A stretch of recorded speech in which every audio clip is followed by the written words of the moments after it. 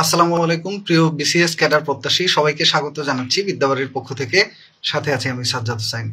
গত 18ই জুন প্রকাশিত হলো 45তম বিসিএস লিখিত পরীক্ষার ফলাফল। সামনেই 45তম ভাইবা পরীক্ষা অনুষ্ঠিত হতে যাচ্ছে এবং 45তম বিসিএস ভাইবা পরীক্ষা যেটা অনুষ্ঠিত হবে, এই ভাইবা পরীক্ষার মধ্যে আসলে কোন জিনিসগুলো আপনাদের জন্য গুরুত্বপূর্ণ এবং এই ভাইবা পরীক্ষায় কতগুলো বোর্ড আছে, তারা কিভাবে পরীক্ষা নেন, তাদের পরীক্ষা নেয়ার ধরন কি এবং ভাইবা প্রস্তুতিতে কোন কোন টপিকগুলো গুরুত্বপূর্ণ, ভাইবা প্রস্তুতি কিভাবে নেবেন এবং ভাইবা প্রস্তুতিতে পাস মার্ক কত বা ভাইবায় সবচেয়ে ভালো করার জন্য কোন বিষয়গুলো মাথায় রাখতে হবে, এই সকল বিষয় নিয়ে আজকে আমরা আলোচনা করব।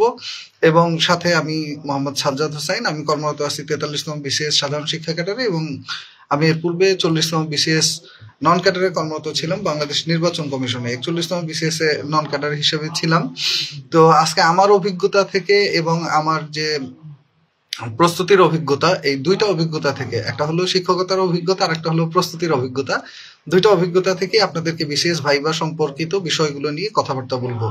তো সামনে 45তম বিসিএস এর ভাইবা। এই বিসিএস এর সার্কুলারে মোট পদ সংখ্যা ছিল 2309টি, মানে 2309টি ছিল ক্যাডার পদ এবং নন ক্যাডারের জন্য পদ সংখ্যা ছিল 1022টি, যেখানে জেনারেল ক্যাডার অর্থাৎ বিসিএস, পুলিশ, প্রশাসন, ট্যাক্স, কাস্টমস এইগুলোতে টোটাল পদ সংখ্যা ছিল 524টি। তো এখন এই বিসিএস এর যে ফলাফলটা প্রকাশিত হলো, লিখিত পরীক্ষার ফলাফল, এই লিখিত পরীক্ষায় উত্তীর্ণ প্রার্থীর সংখ্যা হলো 6558 জন, যার মধ্যে 524 জন পাবেন বিসিএস জেনারেল ক্যাডার অর্থাৎ বিসিএস, প্রশাসন, পুলিশ, ট্যাক্স যেটাকে আমরা বলি, এই জেনারেল ক্যাডারগুলো। আর বাকি সকল পদ হলো টেকনিক্যাল পদ। তো এই বিসিএস এ 6558 জনের মধ্যে উত্তীর্ণ হয়েছে আপনার যেটা আমাদের জেনারেল ক্যাডার হিসেবে উত্তীর্ণ সংখ্যা হলো 3912 জন, অর্থাৎ প্রায় 4000। এবং আমাদের বোথ ক্যাডারে উত্তীর্ণ প্রার্থীর সংখ্যা হলো 1932 জন, আর টেকনিক্যাল ক্যাডারে উত্তীর্ণ প্রার্থীর সংখ্যা হলো 714 জন। তো এই যে বিসিএস পরীক্ষাটা গেল, 45তম বিসিএস লিখিত পরীক্ষা গেল, এই লিখিত পরীক্ষায় যারা উত্তীর্ণ, এবার কিন্তু অনেক কম প্রার্থীকে পাশ করানো হয়েছে। যেমন এভারেজে প্রত্যেকবারই প্রায় আমরা দেখি 7-8000, 10,000 প্রার্থী লিখিত পরীক্ষায় উত্তীর্ণ হন, যাদের ভাইবা নিতে বেশ লম্বা সময় লেগে যায়। এবার উত্তীর্ণ প্রার্থীর সংখ্যা কম। তো অনেকে বলেন যে কম পাশ করানো হয়েছে। কম পাশ করানো হয়নি, কম পাশ করেছে। কারণ বিসিএস লিখিত পরীক্ষায় সুনির্দিষ্ট একটা পাশ মার্ক আছে। যারা 450 পেয়েছে তারা সবাই উত্তীর্ণ, যারা 900-র মধ্যে 450 তুলতে পারেনি তারা সবাই ফেল করেছে। যাই হোক, আসেন একেবারে সোজা টু দা পয়েন্টে চলে যাই, বিসিএস ভাইবা পরীক্ষা। তো বিসিএস ভাইবাটা মূলত একটা এপিয়ারেন্সটা কি, অর্থাৎ আপনি ওইখানে যাবেন, আপনার ম্যানার, আপনার অ্যাটিটিউড, আপনার আচরণ, আপনার কথাবার্তা, এর পাশাপাশি হলো আপনার কিছু প্রশ্নোত্তর ওনারা দেখবেন। বিসিএস ভাইবা পরীক্ষায় টোটাল নাম্বার 100-100-র মধ্যে 50% নাম্বারে পাস, অর্থাৎ 50 পেলে পাস, আর তার থেকে যত বেশি তোলা যায় তত বেশি উত্তম। তো এখন আসেন এখানে কি কি বিষয়গুলো নিয়ে আমরা প্রথমে কথা বলবো বর্তমানে যে বিসিএস এর ভাইবা হচ্ছে, এই ভাইবা বোর্ডে যেই সব স্যাররা উপস্থিত থাকেন ওনাদের সম্পর্কে আগে কথা বলবো। যে বিসিএস ভাইবা বোর্ডে যেই স্যাররা থাকেন, এনাদের মধ্যে আছেন doctor Nurul Kadir sir, Monir Hossain sir, Sabbir Ahmed sir, Zahirul Islam Bhuiyan sir, Sohel Rahman sir. এছাড়া আছেন আমাদের Sujatullah sir, S M Golam Hafiz sir, doctor Mohammad Sharif Hossain sir, brigadier general Anowarul Islam sir, doctor Mohammad Nazmul Amin Majumder sir. এছাড়া আছে সুজায়তুল্লাহ স্যার, অধ্যাপক doctor Shahnaz Sarkar, doctor Aminul Islam sir. এছাড়া আছেন আমাদের doctor Chowdhury Saima Ferdous sir, Nazmul Amin Majumder sir. এছাড়া আছেন আমাদের আরো অনেকে, ডক্টর চৌধুরী সাইমা ফেরদৌস স্যার। ওনার সম্পর্কে আমরা প্রথমে বলি, যারা ভাইবা নিবেন ওনাদের সম্পর্কে একটু বুঝে গেলে, জেনে গেলে আপনার ভাইবাটা বেশ চমৎকার হবে। অর্থাৎ যার সাথে ভাইবা মানে কি, ভাইবা মানে হলো একটা কনভারসেশন বা একটা কথোপকথন। এই কথোপকথনের মধ্যে আপনার ভাইবা বোর্ডে যিনি চেয়ারম্যান হিসেবে থাকবেন, বোর্ড চেয়ারম্যান, ওনার ব্যাপারটা সম্পর্কে আপনি যদি জানেন যে উনি আসলে কোন ব্যাকগ্রাউন্ডের, উনি কি ধরনের প্রশ্ন করতে পছন্দ করেন, এই বিষয়গুলো নিয়ে যদি একটু কথা বলি। প্রথমে যদি বলি ডক্টর চৌধুরী সাইমা ফেরদৌস স্যার, উনি হলো ঢাকা বিশ্ববিদ্যালয়ের ইন্টারন্যাশনাল বিজনেস ডিপার্টমেন্টের উনি হলো অধ্যাপক। তো ঢাকা বিশ্ববিদ্যালয় ইন্টারন্যাশনাল বিজনেস বিভাগের অধ্যাপক মানে হলো ইন্টারন্যাশনাল বিষয়গুলির ব্যাপারে ওনার একটু ভালো দখল আছে। পাশাপাশি আপনার ব্যবসা সংক্রান্ত বা অর্থনীতি সংক্রান্ত বিষয়গুলো সম্পর্কে ওনার দখল বেশি। তথাপি উনি বাংলাদেশের যে পলিসি মেকিং নিয়ে প্রশ্ন করতে পছন্দ করেন। যেমন বাংলাদেশের অর্থনীতির এই মুহূর্তে চ্যালেঞ্জ কি, বাংলাদেশের অর্থনীতি কি বর্তমানে উন্নতির দিকে নাকি অবনতির দিকে। পাশাপাশি উনি নারীর ক্ষমতায়ন নিয়ে প্রশ্ন করতে পছন্দ করেন এবং ওনার প্রশ্নের মধ্যে আরেকটা পছন্দের প্রশ্ন হলো আপনার পরিবেশ সংক্রান্ত যে প্রশ্নগুলো আছে এই রিলেটেড প্রশ্নগুলো করেন, বর্তমানে পরিবেশ সংক্রান্ত যে বিষয়গুলো আছে। এরপরে যদি বলি আরেকজন স্যারের কথা, ডক্টর আমিনুল ইসলাম স্যার, পিএসসির আরেকজন সদস্য। তো উনি আমাদের সলিমুল্লাহ মেডিকেল কলেজ থেকে এমবিবিএস করেছেন এবং সলিমুল্লাহ মেডিকেল থেকে এমবিবিএস করার পরে উনি বাংলাদেশ সরকারের যুগ্ম সচিব হিসেবে অর্থ মন্ত্রণালয়ের আর্থিক প্রতিষ্ঠান বিভাগে কর্মরত ছিলেন। তো উনি সাধারণত ওই রিলেটেড প্রশ্নগুলো একটু বেশি করে থাকেন, অর্থাৎ আর্থিক প্রতিষ্ঠানগুলো সম্পর্কে, অর্থনীতি সম্পর্কে, এছাড়াও বাংলাদেশের যে প্রশাসনিক কাঠামো সম্পর্কে এই বিষয়গুলো নিয়ে উনি প্রশ্ন বেশি করতে পছন্দ করেন। পাশাপাশি আমাদের আছেন নাজমুল আমিন মজুমদার স্যার। উনি কৃষি বিশ্ববিদ্যালয় থেকে পাশ করেছেন। প্রথমে উনি কৃষি ক্যাডার ছিলেন, পরবর্তীতে উনি প্রশাসন ক্যাডারে কর্মরত ছিলেন। এছাড়াও উনি ঢাকা বিশ্ববিদ্যালয়ের আইবিএ বিভাগে আইবিএতে উনি অধ্যাপনা করেছেন। পাশাপাশি উনি অস্ট্রেলিয়ার একটা বিশ্ববিদ্যালয়ে কর্মরত ছিলেন। তো এই যে সকল বিষয়গুলো, এই বিষয়গুলো থেকে মোটামুটি বোঝা যায় যে উনি কোন ধরনের প্রশ্ন করতে পছন্দ করেন। ওনার প্রশ্নের ধরনের মধ্যে বাংলাদেশের কৃষি, বাংলাদেশের প্রশাসন ব্যবস্থা, এই বিষয়গুলো নিয়ে উনি বেশি প্রশ্ন করেন। তো এছাড়া আমাদের আরেকজন আছেন ডক্টর মোহাম্মদ নাজমুল আমিন মজুমদার স্যার। উনি হলো ইংরেজিতে বেশি প্রশ্ন করে থাকেন এবং উনি ওনার ভাইভাগুলো এভারেজ 18-20 মিনিট করেই ভাইভাগুলো নেন। তো ওনার ভাইভা বোর্ডে উনি টোটাল প্রশ্নোত্তরগুলো শুরু থেকে শেষ পর্যন্ত মোটামুটি ইংরেজিতেই করেন। তো ইংরেজিতে প্রশ্নোত্তর করতে যাদের সমস্যা, ওনার বোর্ডের জন্য আর কি ওইভাবে একটু প্রস্তুতি থাকলে ভালো হয়। এটা আসলে কোন বোর্ডে আপনি পড়বেন তা তো জানার উপায় নেই, যেহেতু লটারিতে ভাইভা বোর্ড সিলেক্ট হয়, তাই এই ব্যাপারটা গুরুত্ব রাখবেন যাতে ইংরেজিতে মোটামুটি একটু দখল থাকে। এছাড়া যাদের সম্পর্কে এই মুহূর্তে আমরা মোটামুটি অ্যানালাইসিস করে জানতে পেরেছি, তার মধ্যে একজন হলো সুজাতুল্লাহ স্যার। সুজাতুল্লাহ স্যার উনিও বেশ ভালো ভাইবা নেন। আর যাদের সম্পর্কে টোটাল যারা এই মুহূর্তে ভাইবা দিয়েছেন, বিশেষ করে 44তম বিসিএস এর ভাইবা যারা শেষ করেছেন, এদের মধ্য থেকে যেসব স্যারদের সম্পর্কে একটু শোনা যাচ্ছে, তাদের মধ্যে একজন হলো S M Golam Hafiz sir. ওনার বোর্ডে উনি সবচেয়ে বেশি মুখস্থ টাইপ প্রশ্ন ধরেন এবং প্রশ্নগুলো হয় অনেকটা এমসিকিউ টাইপের, অর্থাৎ প্রশ্ন অমুক জিনিসের পরিসংখ্যান বলো, তমুক জিনিসের পরিসংখ্যান বলো, এই টাইপের প্রশ্ন, এক কথায় উত্তর টাইপের প্রশ্ন। এবং ওনার প্রশ্নের ধরন দেখলে আর কি অনেক প্রার্থীরা বলেছেন স্যার উনি বোধহয় গুগল দেখে সার্চ করে করে প্রশ্ন করেন। হ্যাঁ, উনি কৃষি বিশ্ববিদ্যালয়ে ছিলেন, কৃষি বিশ্ববিদ্যালয়ে কৃষি অর্থ সংস্থান ও ব্যাংকিং বিভাগ, যেটা এই বিভাগে অধ্যাপনা করেন উনি। এবং উনি এই প্রশ্নগুলো করেন যেগুলোর টাইপ, ওনার প্রশ্নগুলোর টাইপের আসলে কোনো রেগুলারিটি নেই। আর এছাড়া আর যেটা আছে যার সম্পর্কে আমরা বলবো, তার মধ্যে একজন হলো আমাদের ডক্টর মোহাম্মদ শরীফ হোসেন স্যার। এনার ব্যাপারটাও মোটামুটি same. Doctor Mohammad Sharif Hossain sir এবং S M Golam Hafiz sir, ওনারা দুইজনই আসলে ভার্সিটির টিচার। তো ডক্টর মোহাম্মদ শরীফ হোসেন স্যার উনি হলো আপনার প্রশ্নগুলোর মধ্যে যেগুলো প্রশ্ন করে অধিকাংশই ডেটা জিজ্ঞেস করে, মুখস্থ ডেটা জিজ্ঞেস করে। তো ভাইভা বোর্ডে যেটা খুবই জটিল, উনি হলো অ্যাকাউন্টিং ডিপার্টমেন্টের একজন অধ্যাপক ছিলেন। তো ওনার ভাইভা বোর্ডে উনি সাধারণত জলবায়ু নিয়ে প্রশ্ন করে, মাঝে মধ্যে ডেকে নিয়ে মানচিত্র ধরায় দেয়, মানচিত্রের মধ্যে অমুক জিনিস দেখাও, অমুক জিনিস দেখাও। এবং ওনার উত্তর আবার একটানা নেয় না, একটা প্রশ্ন করে প্রশ্নের মধ্যে আবার নতুন করে প্রশ্ন করে, একটা প্রশ্ন চলাকালীন আবার আর একটা প্রশ্ন করে। আবার দেখা যায় পাশে এক্সটার্নাল যারা থাকে ভাইভা বোর্ডে, তারা প্রশ্ন করলে এর মধ্যে উনি আবার প্রশ্ন করে। অর্থাৎ ভাইভা বোর্ডটা তো হয় তিনজনের বোর্ড, তিনজনের বোর্ডের মাঝখানে থাকে হলো চেয়ারম্যান আর দুই পাশে দুইজন এক্সটার্নালরা কখনো পাবলিক বিশ্ববিদ্যালয়ের যারা অধ্যাপক বা সহযোগী অধ্যাপক এই লেভেলের কেউ হতে পারে, অথবা বিসিএস প্রশাসন ক্যাডারের লোকজন হতে পারে, অথবা বিসিএস অন্যান্য যে ক্যাডারগুলো আছে সেই ক্যাডার সার্ভিসের লোকজন হতে পারে। এদের মধ্যে বর্তমানে রানিং যারা কর্মরত আছে এরকম অফিসারও হয়, আবার যারা অবসরে আছেন এরকম অফিসাররাও হয়। যেমন আমার ভাইভা বোর্ড, আমি 3বার বিসিএস ভাইভা দিয়েছি। তো এই ভাইভা বোর্ডে আমার ভাইভা বোর্ডে ছিল প্রশাসন ক্যাডারের লোকজন ছিল, এবং আমি একবার ভাইভা দিয়েছি সাবেক একজন ইঞ্জিনিয়ার স্যার ওনার বোর্ডে। এরপরে আরেকবার যখন ভাইভা দিয়েছিলাম ডক্টর উত্তম কুমার সাহা, ওনার বোর্ডে ভাইভা দিয়েছিলাম। আর প্রথমবার ভাইভা দিয়েছিলাম আরেকটা বোর্ডে। আর সর্বশেষ যে ভাইভাটা দিয়েছি সাবেক আপনার police commissioner, Dhaka police commissioner ঢাকার শফিকুল ইসলাম স্যার, ওনার বোর্ডে ভাইভা দিয়েছিলাম। উনি সাবেক ডিএমপি কমিশনার ছিলেন।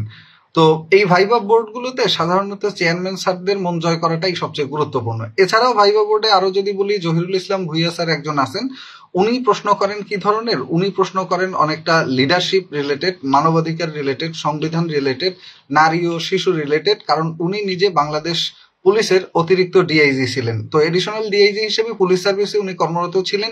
পুলিশ সার্ভিস এবং বাংলাদেশের বর্তমান মানবাধিকার পরিস্থিতি, নারী ও শিশু পরিস্থিতি, নারীদের সম্পর্কে যে জিনিসগুলো হচ্ছে এবং নারীদের ক্ষমতায়ন সংক্রান্ত যে প্রশ্নগুলো আছে, এই প্রশ্নগুলো উনি সবচেয়ে বেশি পছন্দ করেন। তো মোটামুটি আমি যাদের নাম বললাম ভাইবা ওনারাই নিচ্ছেন। এখন বর্তমানে প্রায় 14-15টা করে ভাইবা বোর্ড হয় প্রতিদিন। এক একটা বোর্ডে 15-16 জন করে প্রার্থীর ভাইবা নেওয়া হয়, অর্থাৎ সকাল 10টা থেকে শুরু করে ওনারা বিকেল 2টা-3টা পর্যন্ত ভাইবা নেন, মাঝখানে লাঞ্চ টাইম আছে।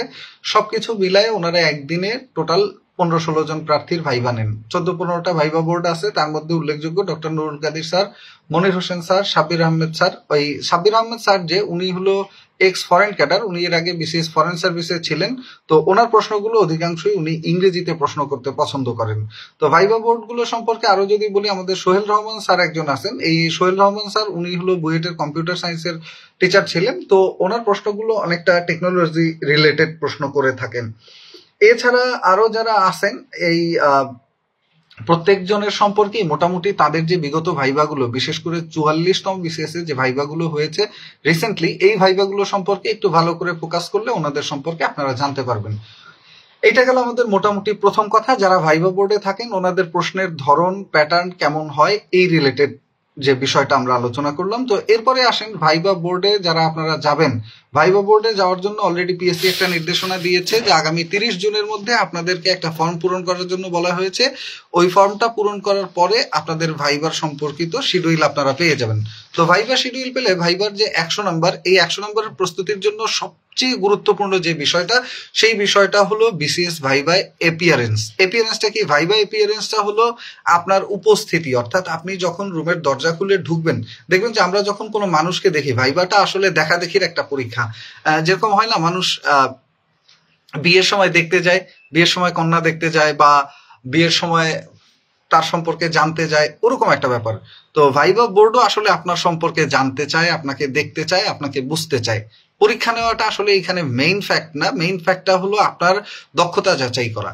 তো ভাইবা বোর্ডে যখন একজন প্রার্থী প্রবেশ করে, ওইখানেই তার ফার্স্ট ইমপ্রেশনের যে ব্যাপারটা থাকে এটা সাথে সাথে হয়ে যায়। অর্থাৎ দরজা খুলে যখন আপনি ঢুকলেন, আপনার দিকে তাকানোর পরেই তাদের যে ফার্স্ট ইমপ্রেশনটা, অর্থাৎ হয় না আমরা একজনকে দেখলে দেখেই বিরক্তি লেগে যায় অথবা দেখেই ভালো লেগে যায়, প্রথম দেখা।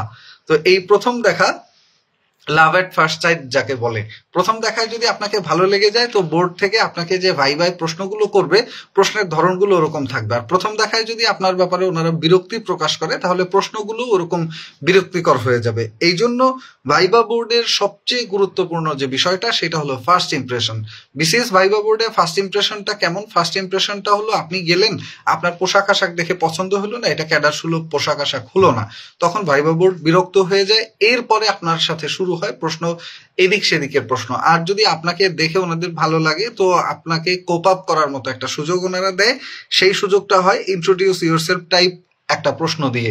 হ্যাঁ, তো ওই প্রশ্নগুলো সাধারণত হয় আইস ব্রেকিং কোশ্চেন। এই কোশ্চেনগুলোর মাধ্যমে মূলত একজন প্রার্থীর সাথে ওনাদের যে ইন্টারাকশনটা ওপেনিং হয়। অর্থাৎ আপনাকে দুই একটা প্রশ্ন, কি অবস্থা, কিভাবে আসলা ভাইবা বোর্ডে, তোমার পরিবার সম্পর্কে বলো, বা নিজের সম্পর্কে বলো, বা তোমার জেলা সম্পর্কে কিছু বলো। এই টাইপ প্রশ্নগুলো আসলে প্রশ্ন না, এই টাইপ প্রশ্নগুলোকে বলা হয় আইস ব্রেকিং। আইস ব্রেকিং মানে হলো আপনার সাথে ওনাদের যে কনভারসেশনটা, বরফ গলানো আর কি, সহজ কথায় বললে এই কনভারসেশনটা শুরু করে এটার মাধ্যমে। এরপরে মূলত বিসিএস এর মূল প্রশ্নগুলো শুরু হয়। তো বিসিএস এর যে ভাইবা বোর্ড হয়, এটা দুই ধরনের ভাইবা বোর্ড হয়। একটা হলো প্রেসিডেন্সিয়াল ভাইবা বোর্ড, আর একটা হলো normal viva board. Presidential viva বোর্ডটা হয় প্রথম 2-3 দিন।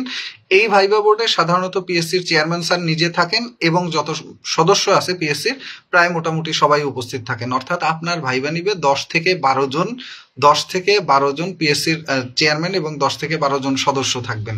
অর্থাৎ 10-12 জন মানুষ বসে আপনাকে প্রশ্ন করবে এবং আপনার ভাইবা নিবে। যদিও এটা একটু নার্ভাসনেস বেশি থাকে, তবে এইখানে নাম্বারও একটু মোটামুটি সেই অনুযায়ী ভালোই দেয় ওনারা। এবং যেহেতু ওইখানে চেয়ারম্যান স্যার থাকেন, অর্থাৎ ওই প্রেসিডেন্সিয়াল ভাইবা বোর্ডে প্রথম 2-3 দিন চেয়ারম্যান স্যার অন্যান্যদের নিয়ে ভাইবা নেন এবং তাদেরকে মোটামুটি একটা ইনস্ট্রাকশন দেন যে ভাইবা কিভাবে নিতে হবে, কি ধরনের প্রশ্ন করবে, কিভাবে মার্কিং করবে, কোন বিষয়গুলো অ্যানালাইসিস করবেন, এই বিষয়গুলো নিয়ে পিএসসির সম্মানিত চেয়ারম্যান স্যার উনি এই বিষয়গুলোর দিক নির্দেশনা দেন মূলত। এরপরে আসেন এই যে ভাইবা বোর্ডে কি ধরনের প্রশ্ন করা হয়, এই প্রশ্নের ধরনগুলো নিয়ে আমরা কথা বলবো। তার আগে একটা গুরুত্বপূর্ণ কথা, সেটা হলো বিসিএস ভাইবা বোর্ডে কোন ধরনের কাগজপত্র নিয়ে যেতে হয় সেটা সম্পর্কে মোটামুটি একটা আইডিয়া আপনাদেরকে দিয়ে রাখি। যারা এবার প্রথম ভাইবা দিবেন তাদের জন্য এটা খুবই গুরুত্বপূর্ণ যে বিসিএস ভাইবা বোর্ডে কি ধরনের কাগজপত্র নিতে হয়। টোটাল 3 সেট কাগজ বিসিএস ভাইবা বোর্ডে নেয়ার জন্য প্রয়োজন হয়। এর মধ্যে একটা হলো বিসিএস পরীক্ষার যে এডমিট কার্ড আছে, এডমিট কার্ডটা নেওয়া লাগে প্রথম সেটে। তিনটা সেটের প্রথম সেটে নেওয়া লাগে এডমিট কার্ড। এরপরে আছে সাক্ষাৎকার পত্র নামে একটা সাক্ষাৎকার পত্র, পিএসসির ওয়েবসাইটে পাওয়া যায় www.bpsc.gov.bd। এই ওয়েবসাইটে গেলেই আপনি আপনার সাক্ষাৎকার পত্র পাবেন আপনার যে আইডি এবং পাসওয়ার্ডটা দিলে। 45তম বিসিএস এ আপনার যে আইডি এবং পাসওয়ার্ড ছিল সেটা দিলে আপনি পেয়ে যাবেন। এছাড়া বিপিএসসি ফর্ম 1 নামে একটা ফর্ম আপনি পাবেন, অ্যাপ্লিক্যান্টস কপি বলতে যেটাকে বোঝায়। এটা অলরেডি আপনি আবেদনের সময় যে কপিটা নিয়েছিলেন অ্যাপ্লিক্যান্টস কপি, এই কপিটার একটা সেট। সার্টিফিকেট নেবেন, আপনার যতগুলো শিক্ষাগত যোগ্যতার সনদ আছে সকল সনদ। এছাড়া কেউ যদি এপিআর দিয়ে আবেদন করে তাহলে তার এপিআর সার্টিফিকেট, এবং কেউ যদি আগে কর্মরত থাকে কোনো প্রতিষ্ঠানে তাহলে তার এনওসি অর্থাৎ নন অবজেকশন সার্টিফিকেট, যে সে যদি চাকরিটা করে তাহলে তার কোনো অবজেকশন নেই। এছাড়া কোটা যদি থাকে সেটা সমর্থনের কাগজপত্র, যেহেতু এবার কোটা নাই মনে হয় এই রিলেটেড ঝামেলা থাকবে না। আর পাশাপাশি ওজন উচ্চতা সনদ নামে একটা সনদ আছে, এটা হলো মেডিকেল সনদ যে সার্টিফিকেট আছে। পাশাপাশি লাগে হলো নাগরিকত্ব সনদ, জাতীয় পরিচয়পত্রের ফটোকপি এবং নাগরিকত্ব সনদ। আর লাগবে হলো আপনার বিপিএসসি ফর্ম 3। তো প্রথম সেটে নাগরিকত্ব সনদ যেটা আছে এবং এনআইডি কার্ড যেটা আছে, এই দুইটার নাগরিকত্ব সনদের ফটোকপি হলেও হয়, তবে মেইন কপি একটা সাথে করে নিয়ে যাবেন। এবং আইডি কার্ড, এনআইডি কার্ডের যেটা মেইন কপিটা অবশ্যই ভাইবা বোর্ডে নিয়ে যাবেন। আর এছাড়া দ্বিতীয় সেটের মধ্যে থাকে হলো 3 কপি সত্যায়িত ছবি, বিপিএসসি ফর্ম 1 বা যেটাকে আমরা অ্যাপ্লিক্যান্ট কপি বলি। এছাড়া আপনার সকল সার্টিফিকেট, এরপরে হলো আপনার এপিআর সার্টিফিকেট, ওজন উচ্চতার সনদ, কোটার সপক্ষে কোনো দলিল থাকলে সেইগুলো, নাগরিকত্ব সনদ, এরপরে হলো আপনার এনওসি অর্থাৎ যদি আপনি কর্মরত থাকেন তাহলে নন অবজেকশন সার্টিফিকেট যেটা আছে, আর আপনার এনআইডি কার্ড এবং পুলিশ ভেরিফিকেশনের 2 কপি। পুলিশ ভেরিফিকেশন ফর্ম যেটা আছে প্রাক চাকরি বৃত্তান্ত যাচাই ফর্ম, এইটার 2টা কপি নিয়ে যাবেন। পাশাপাশি বিপিএসসি ফর্ম 3 1 কপি নিয়ে যাবেন। এটা হলো আমাদের দ্বিতীয় সেটের মধ্যে যা যা থাকবে। আর তৃতীয় সেটে থাকবে 3 কপি ছবি, বিপিএসসি ফর্ম 1 এবং আপনার যে সকল সার্টিফিকেটের একটা সেট, এবং এপিআর সার্টিফিকেট থাকলে সেইটা, ওজন উচ্চতার সনদ, নাগরিকত্ব সনদ, এনআইডি কার্ড এবং পুলিশ ভেরিফিকেশনের একটা কপি। পুলিশ ভেরিফিকেশন যে ফর্ম, এই ফর্মের একটা সেট, এবং বিপিএসসি ফর্ম 3 1 কপি। এই জিনিসগুলো আপনি ভাইবা বোর্ডের জন্য 3 সেট নিয়ে যাবেন। প্রথম সেটে কি থাকবে বলে দিয়েছি, দ্বিতীয় সেট, তৃতীয় সেট, 3টা সেট আলাদা আলাদা সেট করে নেবেন। এবং এই সেটগুলো জেমস ক্লিপ আছে যেটা বাজারে পাওয়া যায়, অর্থাৎ পিন না, স্টাপলার না, জেমস ক্লিপ দিয়ে আটকিয়ে নিয়ে যাবেন। এবং জেমস ক্লিপ দিয়ে আটকিয়ে নিয়ে গেলে ওইখানে যদি আবার রিঅ্যারেঞ্জ করার প্রয়োজন হয় ওনারা রিঅ্যারেঞ্জ করে জেমস ক্লিপ খুলে আবার আটকায় নেবে। জেমস ক্লিপ নামে একটা ক্লিপ পাওয়া যায়। তো এইটা দিয়ে আপনি কাগজপত্র প্রথমে গুছিয়ে নিলেন। কাগজপত্র গুছিয়ে নেওয়ার পরে দ্বিতীয় হলো আপনার এপিয়ারেন্সটা, যেটার কথা আমরা বললাম। এপিয়ারেন্সটা খুবই খুবই গুরুত্বপূর্ণ। এপিয়ারেন্স বলতে আপনি ওইখানে কিভাবে যাবেন, কি ধরনের পোশাক আশাক করবেন, ছেলেদের ক্ষেত্রে ভাইবা বোর্ডের পোশাক আশাক কেমন হয়, মেয়েদের ক্ষেত্রে ভাইবা বোর্ডের পোশাক আশাক কেমন হয়, এই জিনিসগুলো নিয়ে আমরা কথা বলবো। তার আগে একটা কথা বলি, পুলিশ ভেরিফিকেশন ফর্ম যেটা আছে ওই ফর্মে কি কি জিনিসপত্র পূরণ করতে হয়। পুলিশ ভেরিফিকেশন ফর্মে যেসব জিনিসপত্র পূরণ করতে হয় তার মধ্যে প্রথমত আছে আপনার পুরো নাম লিখতে হবে অ্যাজ পার সার্টিফিকেট। সার্টিফিকেটে আপনার যা নাম আছে এই নামটা লিখবেন, এবং সামনে ডাক নামের একটা ঘর থাকে। অর্থাৎ দেখা যায় অনেককে নিজ এলাকায় গেলে পুলিশ যখন খুঁজে যে সাজ্জাদকে, তো আমার এলাকায় সাজ্জাদ নামে কেউ চিনবে না আমাকে, আমার আর একটা নিক নেম থাকতে পারে, আমার ডাক নাম আছে একটা সজীব। তো এখন এলাকায় আসলে মানুষ যদি বলে গ্রামের লোকজনকে সাজ্জাদকে চেনেন আপনারা, তো বলবে না আমরা চিনি না। তো এই জন্য নিক নেম নামে একটা অপশন আছে, ওইখানে আপনার ডাক নাম, এলাকার মানুষ আপনাকে যেই নামে চিনে ওই নামটা পূরণ করতে হয়। এছাড়া আপনার জাতীয়তা, পিতার নাম, পিতার চাকরি, পিতার জাতীয়তা, এইগুলো পূরণ করতে হয় পুলিশ ভেরিফিকেশন ফর্মে। পাশাপাশি পুলিশ ভেরিফিকেশন ফর্মে আপনার স্থায়ী ঠিকানা উল্লেখ করতে হবে, যেটা আপনার অ্যাপ্লিক্যান্টস কপিতে দেয়া আছে। অর্থাৎ যখন আপনি বিসিএস এ আবেদন করছেন, তো বিসিএস এর আবেদনে আপনি অ্যাপ্লিক্যান্টস কপিতে স্থায়ী ঠিকানা যেটা দিয়েছেন ওই ঠিকানাটা মাথায় রেখে এই ঠিকানাটা পূরণ করবেন। পাশাপাশি দিতে হবে আপনার বর্তমান ঠিকানা। তবে স্থায়ী ঠিকানা এবং বর্তমান ঠিকানা, 2টা ঠিকানা যদি একই হয় তাহলে এটা আপনার জন্য খুবই গুরুত্বপূর্ণ বা উপকারী হবে, কারণ দুইটা ঠিকানা এক হলে আপনার পুলিশ ভেরিফিকেশন এক ঠিকানায় শেষ। আর যদি আপনি একাধিক ঠিকানা দেন তাহলে আপনার পুলিশ ভেরিফিকেশন বারবার এই জায়গায় ওই জায়গায় বারবার বিভিন্ন জায়গায় হবে। আর যদি স্থায়ী ঠিকানা এবং আপনার বর্তমান ঠিকানা একই লেখেন তাহলে এক জায়গায় পুলিশ ভেরিফিকেশন শেষ। এইটা খুব বেশি সমস্যার কোনো কারণ হয় না, আমিও এইভাবে দিয়েছিলাম এবং অধিকাংশ প্রার্থীরা এইটাই দেয়, স্থায়ী ঠিকানা এবং বর্তমান ঠিকানা একই দেয়। এবং যেসব স্থানে গত 5 বছরে 6 মাসের বেশি অবস্থান করেছেন সেই সব স্থানের উল্লেখ করে কোন স্থানে কত তারিখ থেকে কত তারিখ পর্যন্ত ছিলেন এইগুলো লিখতে হয়। তো এখানেও আপনি মোটামুটি আপনার শিক্ষা জীবনে যেই সব জায়গায় ছিলেন ওরকম জায়গাগুলোর নাম দিবেন। যেমন আপনার হলে আপনি ছিলেন সর্বশেষ অনার্স এবং মাস্টার্সের সময়, ওই হলের ঠিকানা একটা দিলেন, আর দ্বিতীয় ঠিকানা দিবেন একেবারে ডিরেক্ট আপনার বাড়ির ঠিকানা। আপনি যেই মেসেই থাকেন না কেন, যেই শহরেই থাকেন না কেন, কোনো কিছু দেওয়ার দরকার নেই, সোজা বাড়ির ঠিকানা দিয়ে দিবেন। আর পাশাপাশি হলো প্রার্থীর জন্ম তারিখ, জন্মস্থান, এইগুলো অ্যাকর্ডিং টু সার্টিফিকেটে যা আছে তাই দিবেন। এবং প্রার্থী 15 বছর বয়স থেকে যেসব বিদ্যালয়, মহাবিদ্যালয়, এরপরে বিশ্ববিদ্যালয় এগুলোতে পড়াশোনা করেছে সেইগুলোর নাম এবং সেইগুলোতে পাশের সন এবং আপনার পরীক্ষার নাম, অর্থাৎ এসএসসি পরীক্ষা কোন স্কুল থেকে, এইচএসসি কোন কলেজ থেকে, এরপরে আপনার স্নাতক বা স্নাতকোত্তর কোন ইউনিভার্সিটি থেকে, এগুলো উল্লেখ করবেন। শিক্ষাগত যোগ্যতা উল্লেখ করবেন এবং আপনি কোন গ্রেড পেয়ে পাশ করেছেন সেই সব জিনিসগুলো উল্লেখ করে শিক্ষাগত যোগ্যতার বিবরণ দিবেন। এবং এরপরে আছে আর একটা ঘর পুলিশ ভেরিফিকেশন ফর্মে, সেটা আছে পূর্বের চাকরি করলে সেই চাকরির অভিজ্ঞতা সম্পর্কে। তো পূর্বের চাকরিটা যদি আপনার এমপিওভুক্ত স্কুল কলেজ হয় তাহলে সেক্ষেত্রে এটা উল্লেখ না করলেও চলে। তবে যদি কোনো সরকারি বা রাজস্ব খাতের কোনো প্রতিষ্ঠান হয় তাহলে সেই চাকরির কথা অবশ্যই উল্লেখ করতে হবে। এরপরে ঘর আছে আপনি মুক্তিযোদ্ধা কিনা বা মুক্তিযোদ্ধার সন্তান কিনা, প্রতিবন্ধী কিনা, ক্ষুদ্র নৃগোষ্ঠী কিনা, থাকলে এগুলোর সপক্ষে হ্যাঁ বা না এই ঘরগুলোতে টিক দিতে হয়। এছাড়া আপনার নামে কোনো ফৌজদারি বা মামলা ছিল কিনা, ফৌজদারি মামলা থাকলে এই মামলাগুলোর পূর্ণাঙ্গ বিবরণ লিখতে হয়। আর যদি কোনো মামলা থাকে তাহলে না লিখে পরের অপশনে চলে যাবেন। তো মামলার ক্ষেত্রে বলি, এই ক্ষেত্রে মামলা হয় দুই ধরনের, একটা হলো ফৌজদারি মামলা, একটা হলো দেওয়ানি মামলা। সরকারি চাকরি করার ক্ষেত্রে কারো নামে যদি ফৌজদারি মামলা থাকে, অর্থাৎ মারামারি, হত্যা, ধর্ষণ, এরপরে হলো আপনার ছিনতাই, এরপর জালিয়াতি, এই ধরনের মামলার সাথে কেউ রিলেটেড থাকলে এগুলোকে বলা হয় ফৌজদারি মামলা। এই মামলা কারো নামে থাকলে সে বিসিএস যে পুলিশ ভেরিফিকেশনে আটকা পড়বে। আর যদি এই ধরনের কোনো মামলা না থাকে তাহলে কোনো ঝামেলা নেই। আর দেওয়ানি মামলা, জায়গা জমি নিয়ে ঝগড়া থাকে এলাকায় বা গ্যাঞ্জাম থাকে, এইগুলো নিয়ে যদি কোনো মামলা থাকে এতে সমস্যা হয় না। পাশাপাশি আর একটা জিনিস হলো, যদি মামলায় মামলা চলমান থাকে তাহলেও খুব বেশি ঝামেলা হয় না, মোটামুটি ভাবে ম্যানেজ করে নেওয়া যায়। আর যদি মামলায় একবার দণ্ড হয়ে যায় কারো, কোনো ফৌজদারি মামলায় কারো যদি দণ্ড হয়ে যায়, অর্থাৎ বিচার হয়, অলরেডি বিচার হয়ে গেলে তাহলে আর পুলিশ ভেরিফিকেশনে উত্তীর্ণ হওয়ার সুযোগ থাকে না।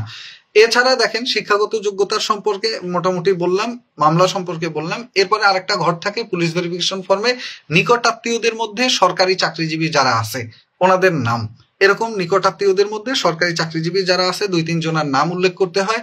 তো যদি আপনার নিকট আত্মীয়দের মধ্যে সরকারি চাকরিজীবী থাকে তাহলে আপনি উল্লেখ করলেন, না থাকলে নাই। আর সম্ভব হলে যারা নিকট আত্মীয়দের মধ্যে আপনাকে চিনে এমন কারো নাম উল্লেখ করবেন। যদি সে প্রাইমারি স্কুলে চাকরি করে তাহলে উল্লেখ করতে পারেন, যদি সে সরকারি অন্য কোনো চাকরি করে তাহলে ইজিলি উল্লেখ করতে পারেন। তবে একটা জিনিস মাথায় রাখতে হবে, সেই আত্মীয় যেন আপনাকে চিনে, না হলে একটা ঝামেলায় পড়বেন।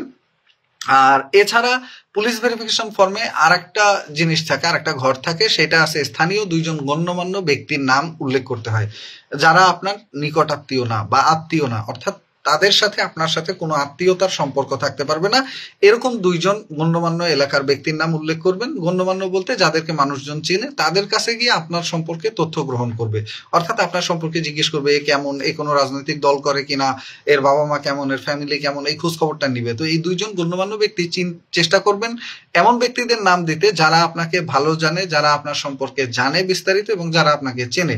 দেখা গেল এমন কারো নাম দিলেন সে আপনাকে চেনে না, তো পরে পুলিশ ভেরিফিকেশনে ঝামেলায় পড়ে যাবেন। এই জন্য আপনার পরিচিত এবং আপনাকে ভালো জানে এরকম 2জন গণ্যমান্য ব্যক্তির নাম পুলিশ ভেরিফিকেশন ফর্মের মধ্যে আপনি দিয়ে দিতে পারেন। এছাড়া 2জন গণ্যমান্য ব্যক্তির যে ফোন নাম্বার ওইখানে উল্লেখ করতে হয়, ফোন নাম্বার গুলোও দিয়ে দিলেন। পাশাপাশি এরপরে থাকে আপনি বৈবাহিক অবস্থা, বিবাহিত নাকি অবিবাহিত, এইগুলো এবং স্বাক্ষর তারিখ, এগুলোর মাধ্যমে পুলিশ ভেরিফিকেশন ফর্মটা পূরণ করতে হয়। এরপরে আসেন বিসিএস ভাইভাতে র্যান্ডম টাইপ কি কি কোশ্চেন জিজ্ঞেস করা হয়, বিসিএস ভাইবার জন্য কি কি প্রস্তুতিটা নেবেন। ইন জেনারেলি যারা বিসিএস না, শুধু বিসিএস ছাড়া অন্য যে কোনো সরকারি চাকরির পরীক্ষা দিবেন, ভাইবা পরীক্ষা বিশেষ করে, ভাইবা পরীক্ষার মধ্যে সবচেয়ে গুরুত্বপূর্ণ জিনিস হলো ইন্ট্রোডিউস ইউরসেলফ। তো এইটা সাধারণত এখনকার বোর্ডগুলোতে কম জিজ্ঞেস করা হয়। এটার মূল উদ্দেশ্য হলো আইস ব্রেকিং, অর্থাৎ আপনার সম্পর্কে জানা এবং আপনার সাথে ন্যাচারালি একটা কনভারসেশন স্টার্ট করা, যাতে আপনার সাথে অন্যান্য প্রশ্নগুলো করাটা ইজি হয়ে যায়। আপনাকে একটু নর্মাল করে নিচ্ছে এটার মাধ্যমে ভাইভা বোর্ড। তো আপনি মূলত যেটা করবেন সেটা হলো আপনার ওইখানে জেনে যাবেন নিজের সম্পর্কে, নিজের একাডেমিক ব্যাকগ্রাউন্ড সম্পর্কে। আপনি কোন প্রতিষ্ঠানে পড়েছেন, ওই প্রতিষ্ঠান কবে প্রতিষ্ঠিত হয়েছে, ওইখানে কারা উল্লেখযোগ্য ব্যক্তিবর্গ পড়াশোনা করেছে, ওইখানে কোন কোন সাবজেক্ট আছে, ইত্যাদি ইত্যাদি। ওইটার প্রতিষ্ঠা সাল, হ্যাঁ, যে ব্যক্তি প্রতিষ্ঠা করেছে তার সম্পর্কে। এছাড়া আপনার ফ্যামিলি ব্যাকগ্রাউন্ড, ফ্যামিলির আত্মীয় স্বজন সম্পর্কে তো আপনি জানেনই, এগুলো একটু ভালো করে দেখে যাবেন। পাশাপাশি আপনার নিজ জেলায় গুরুত্বপূর্ণ ব্যক্তিবর্গ কারা আছে, দর্শনীয় স্থান কি কি আছে, এবং নিজ জেলার যারা আলোচিত সমালোচিত ব্যক্তিবর্গ আছে ওনাদের সম্পর্কে এবং ওনাদের যে বায়োডাটা, ওনারা কে কি করছে সংক্ষেপে বিস্তারিত, পুরোপুরি না, জাস্ট সংক্ষেপে বিস্তারিত। যেমন ধরেন আপনার এলাকায় শেরেবাংলায় কে ফজলুল হক, তো শেরেবাংলায় কে ফজলুল হক সম্পর্কে একটু জেনে গেলেন। আপনার এলাকায় আছে জীবনানন্দ দাশ, তার 2-4টা কবিতা পড়ে গেলেন। এই সব বিষয়গুলো একটু ভাইভা বোর্ডে যাওয়ার আগে প্রাথমিকভাবে অবশ্যই দেখে যেতে হবে। আর পাশাপাশি আপনার নামের সাথে গুরুত্বপূর্ণ কোনো ব্যক্তিত্ব আছে কিনা, তাহলে সেই ব্যক্তিত্ব সম্পর্কে পড়ে যাবেন। এছাড়া আপনার নিজ সাবজেক্ট, একাডেমিক যে সাবজেক্ট, এটা সম্পর্কে খুব ভালো আইডিয়া রাখতে হবে। আপনার সাবজেক্টের মূল কথা, আপনার সাবজেক্টের সাথে জড়িত মনীষীবর্গ, আপনার সাবজেক্টের সাথে জড়িত কোনো থিওরি থাকলে সেই সব থিওরিগুলো, এই বিষয়গুলো খুব ভালোভাবে জেনে যাবেন। এইগুলো হলো একেবারে ভাইবার প্রাথমিক জিনিসপত্র। এর বাইরে বিসিএস ভাইভা পরীক্ষায় ক্যাডার চয়েস থেকে প্রশ্ন করা হয়, অর্থাৎ আপনি যেই ক্যাডার চয়েস দিচ্ছেন ওই ক্যাডার সম্পর্কে, ওই ক্যাডারের হায়ারার্কি সম্পর্কে, হায়ারার্কি মানে পদক্রম, অর্থাৎ ওই ক্যাডারের সবচেয়ে বড় পদ কোনটা এবং সেখান থেকে নিচে নামতে নামতে সর্বনিম্ন পদ কোনটা। এরপরে আপনার হায়ারার্কি ছাড়া আর যে জিনিসটা গুরুত্বপূর্ণ আছে সেটা হলো ওই ক্যাডারের কাজ কি এবং ওই ক্যাডারের বিভিন্ন পদগুলোর কাজ। এক এক করে দেখা গেল একটা পদের, যেমন ধরেন আপনি বিসিএস প্রশাসন ক্যাডার চয়েস দিলেন, তো এইখানে আপনাকে প্রশ্ন করলো ডিসি, যে ডিসির কয়টা নাম আছে এবং ডিসি কি কাজ সম্পাদন করে থাকে। অথবা আপনি বিসিএস পররাষ্ট্র ক্যাডার দিলেন, পররাষ্ট্র ক্যাডারে আপনাকে পররাষ্ট্র ক্যাডারের সর্বোচ্চ পদ কি এবং এই পদের কাজগুলো কি কি, এটা সম্পর্কে একটু বলো। বা পররাষ্ট্র ক্যাডার যিনি, তিনি বাংলাদেশের অর্থনীতিতে কিভাবে অবদান রাখেন, এটা সম্পর্কে একটু বলো। এই টাইপ প্রশ্নগুলো আপনাকে করতে পারে। তো এইগুলো হলো আপনার ক্যাডার চয়েস রিলেটেড প্রশ্ন। তো সাধারণত বিসিএস ভাইভা পরীক্ষায় 1 থেকে 3 নাম্বার যে চয়েস আছে, ধরেন আপনি 10টা ক্যাডারকে চয়েস দিয়েছেন, তো এই 10টা ক্যাডারের মধ্যে থেকে প্রথম 2-3টা ক্যাডার সম্পর্কেই প্রশ্ন করে। আমার 3টা ভাইভা 3বারই আমাকে শুধুমাত্র আমার ফার্স্ট চয়েস দিয়েই প্রশ্ন করেছে, এর নিচের চয়েস পর্যন্ত আর যায় নাই। আর পাশাপাশি সাবজেক্টিভ কোশ্চেন করেছে, অর্থাৎ আমি যেই সাবজেক্টে স্নাতক বা স্নাতকোত্তর ডিগ্রি করেছি ওই সাবজেক্টটা সম্পর্কে আমাকে প্রশ্ন করা হয়। এই জিনিসগুলো নিয়ে সাধারণত বিসিএস ভাইভা পরীক্ষায় প্রশ্ন করা হয়। আর ভাইভা খুবই খুবই ভাইটাল একটা জিনিস, যে এইখানে যত ভালো ইমপ্রেশন আপনি ক্রিয়েট করতে পারবেন তত বেশি নাম্বার তুলতে পারবেন এবং আপনার ক্যাডার পাওয়ার চান্স তত বেশি বেড়ে যাবে। তো এখন আসেন, ভাইবার মধ্যে যে প্রশ্নগুলো করা হয় এগুলোর মধ্যে র্যান্ডম টাইপ প্রশ্ন কিছু আছে যেগুলো একেবারে সবাইকেই এই প্রশ্নগুলো করে। এগুলো হলো বেসিক জেনারেল নলেজ থেকে প্রশ্নগুলো করে, অর্থাৎ সাবজেক্ট চয়েস, ক্যাডার চয়েস, এগুলো সবকিছু বাদ দেওয়ার পরে আর যে ধরনের প্রশ্নগুলো বিসিএস ভাইভায় করা হয় সেগুলোকে বলা হয় র্যান্ডম প্রশ্ন। র্যান্ডম প্রশ্নের মধ্যে কি আছে? র্যান্ডম প্রশ্নের মধ্যে ধরেন আপনাকে প্রশ্ন করলো মন্ত্রিসভা এবং মন্ত্রী পরিষদ কি, এই দুইটার মধ্যে পার্থক্য তুমি জানো কিনা। প্রশ্ন করলো যে আমার নিকার বলতে কি বোঝায়, এই সংস্থাটার কাজ কি বা এই কমিটিটার কাজ কি। প্রশ্ন করলো ওয়ারেন্ট অফ প্রেসিডেন্স বলতে কি বোঝায়, অর্থাৎ বাংলাদেশের যে পদক্রম, সর্বোচ্চ পদমর্যাদায় কে আছে বাংলাদেশের রাষ্ট্রপতি, রাষ্ট্রপতির পরে কে আছে, এইভাবে যে সিরিয়ালটা আছে পদক্রম, এটাকে বলা হয় ওয়ারেন্ট অফ প্রেসিডেন্স। প্রশ্ন করলো সিভিল সার্ভিস কি, সিভিল সার্ভিস বলতে তুমি কি বোঝো এবং সিভিল সার্ভিস আর পাবলিক সার্ভিস এই দুইটার মধ্যে পার্থক্য কি, বা পাবলিক সার্ভেন্ট বলা হয় কাদের, সিভিল সার্ভেন্ট কারা, আমলাতন্ত্র কি, এগুলো নিয়ে প্রশ্ন করতে পারে। সিভিল সার্ভিস আর আমলাতন্ত্র বলতে কি একই জিনিস বোঝায় কিনা, বাংলাদেশ সিভিল সার্ভিসের ইতিহাস এবং ক্যাডার বলতে তুমি কি বোঝো, বিসিএস ক্যাডার কেন বলা হয় আর ক্যাডার বলতে কি বোঝায়। ক্যাডার হলো এ লিস্ট অফ অফিসার্স, অর্থাৎ একটা অফিসারদের গ্রুপ, এবং বিসিএস ক্যাডার সার্ভিসের যে ইতিহাস আছে ইতিহাস সম্পর্কে প্রশ্ন করতে পারে। এছাড়া র্যান্ডম প্রশ্নের মধ্যে ধরেন যারা বিভিন্ন ক্যাডার চয়েস দেয় সেই চয়েস ভিত্তিক কিছু প্রশ্ন র্যান্ডম করে থাকে। যেমন ধরেন আপনার যদি বিসিএস পররাষ্ট্র ক্যাডার পছন্দ হয়, পররাষ্ট্র ক্যাডারে সাধারণত বাংলাদেশের পররাষ্ট্র নীতির মূল নীতি যেটা আছে, বাংলাদেশের যে ডিপ্লোমেসি আছে, এরপরে বাংলাদেশের যে ফরেন পলিসি আছে, এই দুইটা কোনটা কি বোঝায়, ফরেন পলিসি এবং আপনার হলো ডিপ্লোমেসি, এই দুইটার মধ্যে পার্থক্য কি, কোনটার কি কাজ, এছাড়া ডিপ্লোমেসির বিভিন্ন টাইপ আছে, বিভিন্ন ধরনের কূটনীতি, যার মধ্যে আছে climate diplomacy, chequebook diplomacy, dollar diplomacy, তারপরে আছে আমাদের cultural diplomacy, gunboat diplomacy, shuttle diplomacy, ping pong diplomacy, এই যে বিভিন্ন টাইপের ডিপ্লোমেসি আছে। এছাড়া আছে track one diplomacy, track two diplomacy, বিভিন্ন ধরনের ডিপ্লোমেসি যেগুলো আছে, এই ডিপ্লোমেসি সম্পর্কে পরীক্ষায় প্রশ্ন আসে। প্রশ্ন আসে বলতে ওইখানে জিজ্ঞেস করা হয় এই ডিপ্লোমেসি বলতে কি বোঝো। যেমন ধরেন একটা ডিপ্লোমেসি আছে মাল্টি ট্র্যাক ডিপ্লোমেসি, অর্থাৎ যখন বিভিন্ন চ্যানেলে ডিপ্লোমেসিটা বা কূটনীতিটা অ্যাক্টিভ থাকে, অর্থাৎ সরকারি পর্যায়ে, বেসরকারি পর্যায়ে, পাবলিকলি সবকিছু মিলায়ে যখন একটা ডিপ্লোমেসি কার্যকর থাকে কোনো একটা দেশের সাথে সম্পর্ক নির্মাণে বা সম্পর্ক পুনরুদ্ধারে বা সম্পর্ক উন্নয়নে বা কোনো একটা স্বার্থ আদায়ে, যখন বিভিন্ন টাইপের ডিপ্লোমেসি একসাথে ব্যবহার করা হয় সেটাকে বলা হয় multi track diplomacy. Multi track diplomacy বলতে কি বোঝো, এই টাইপ প্রশ্ন করতে পারে।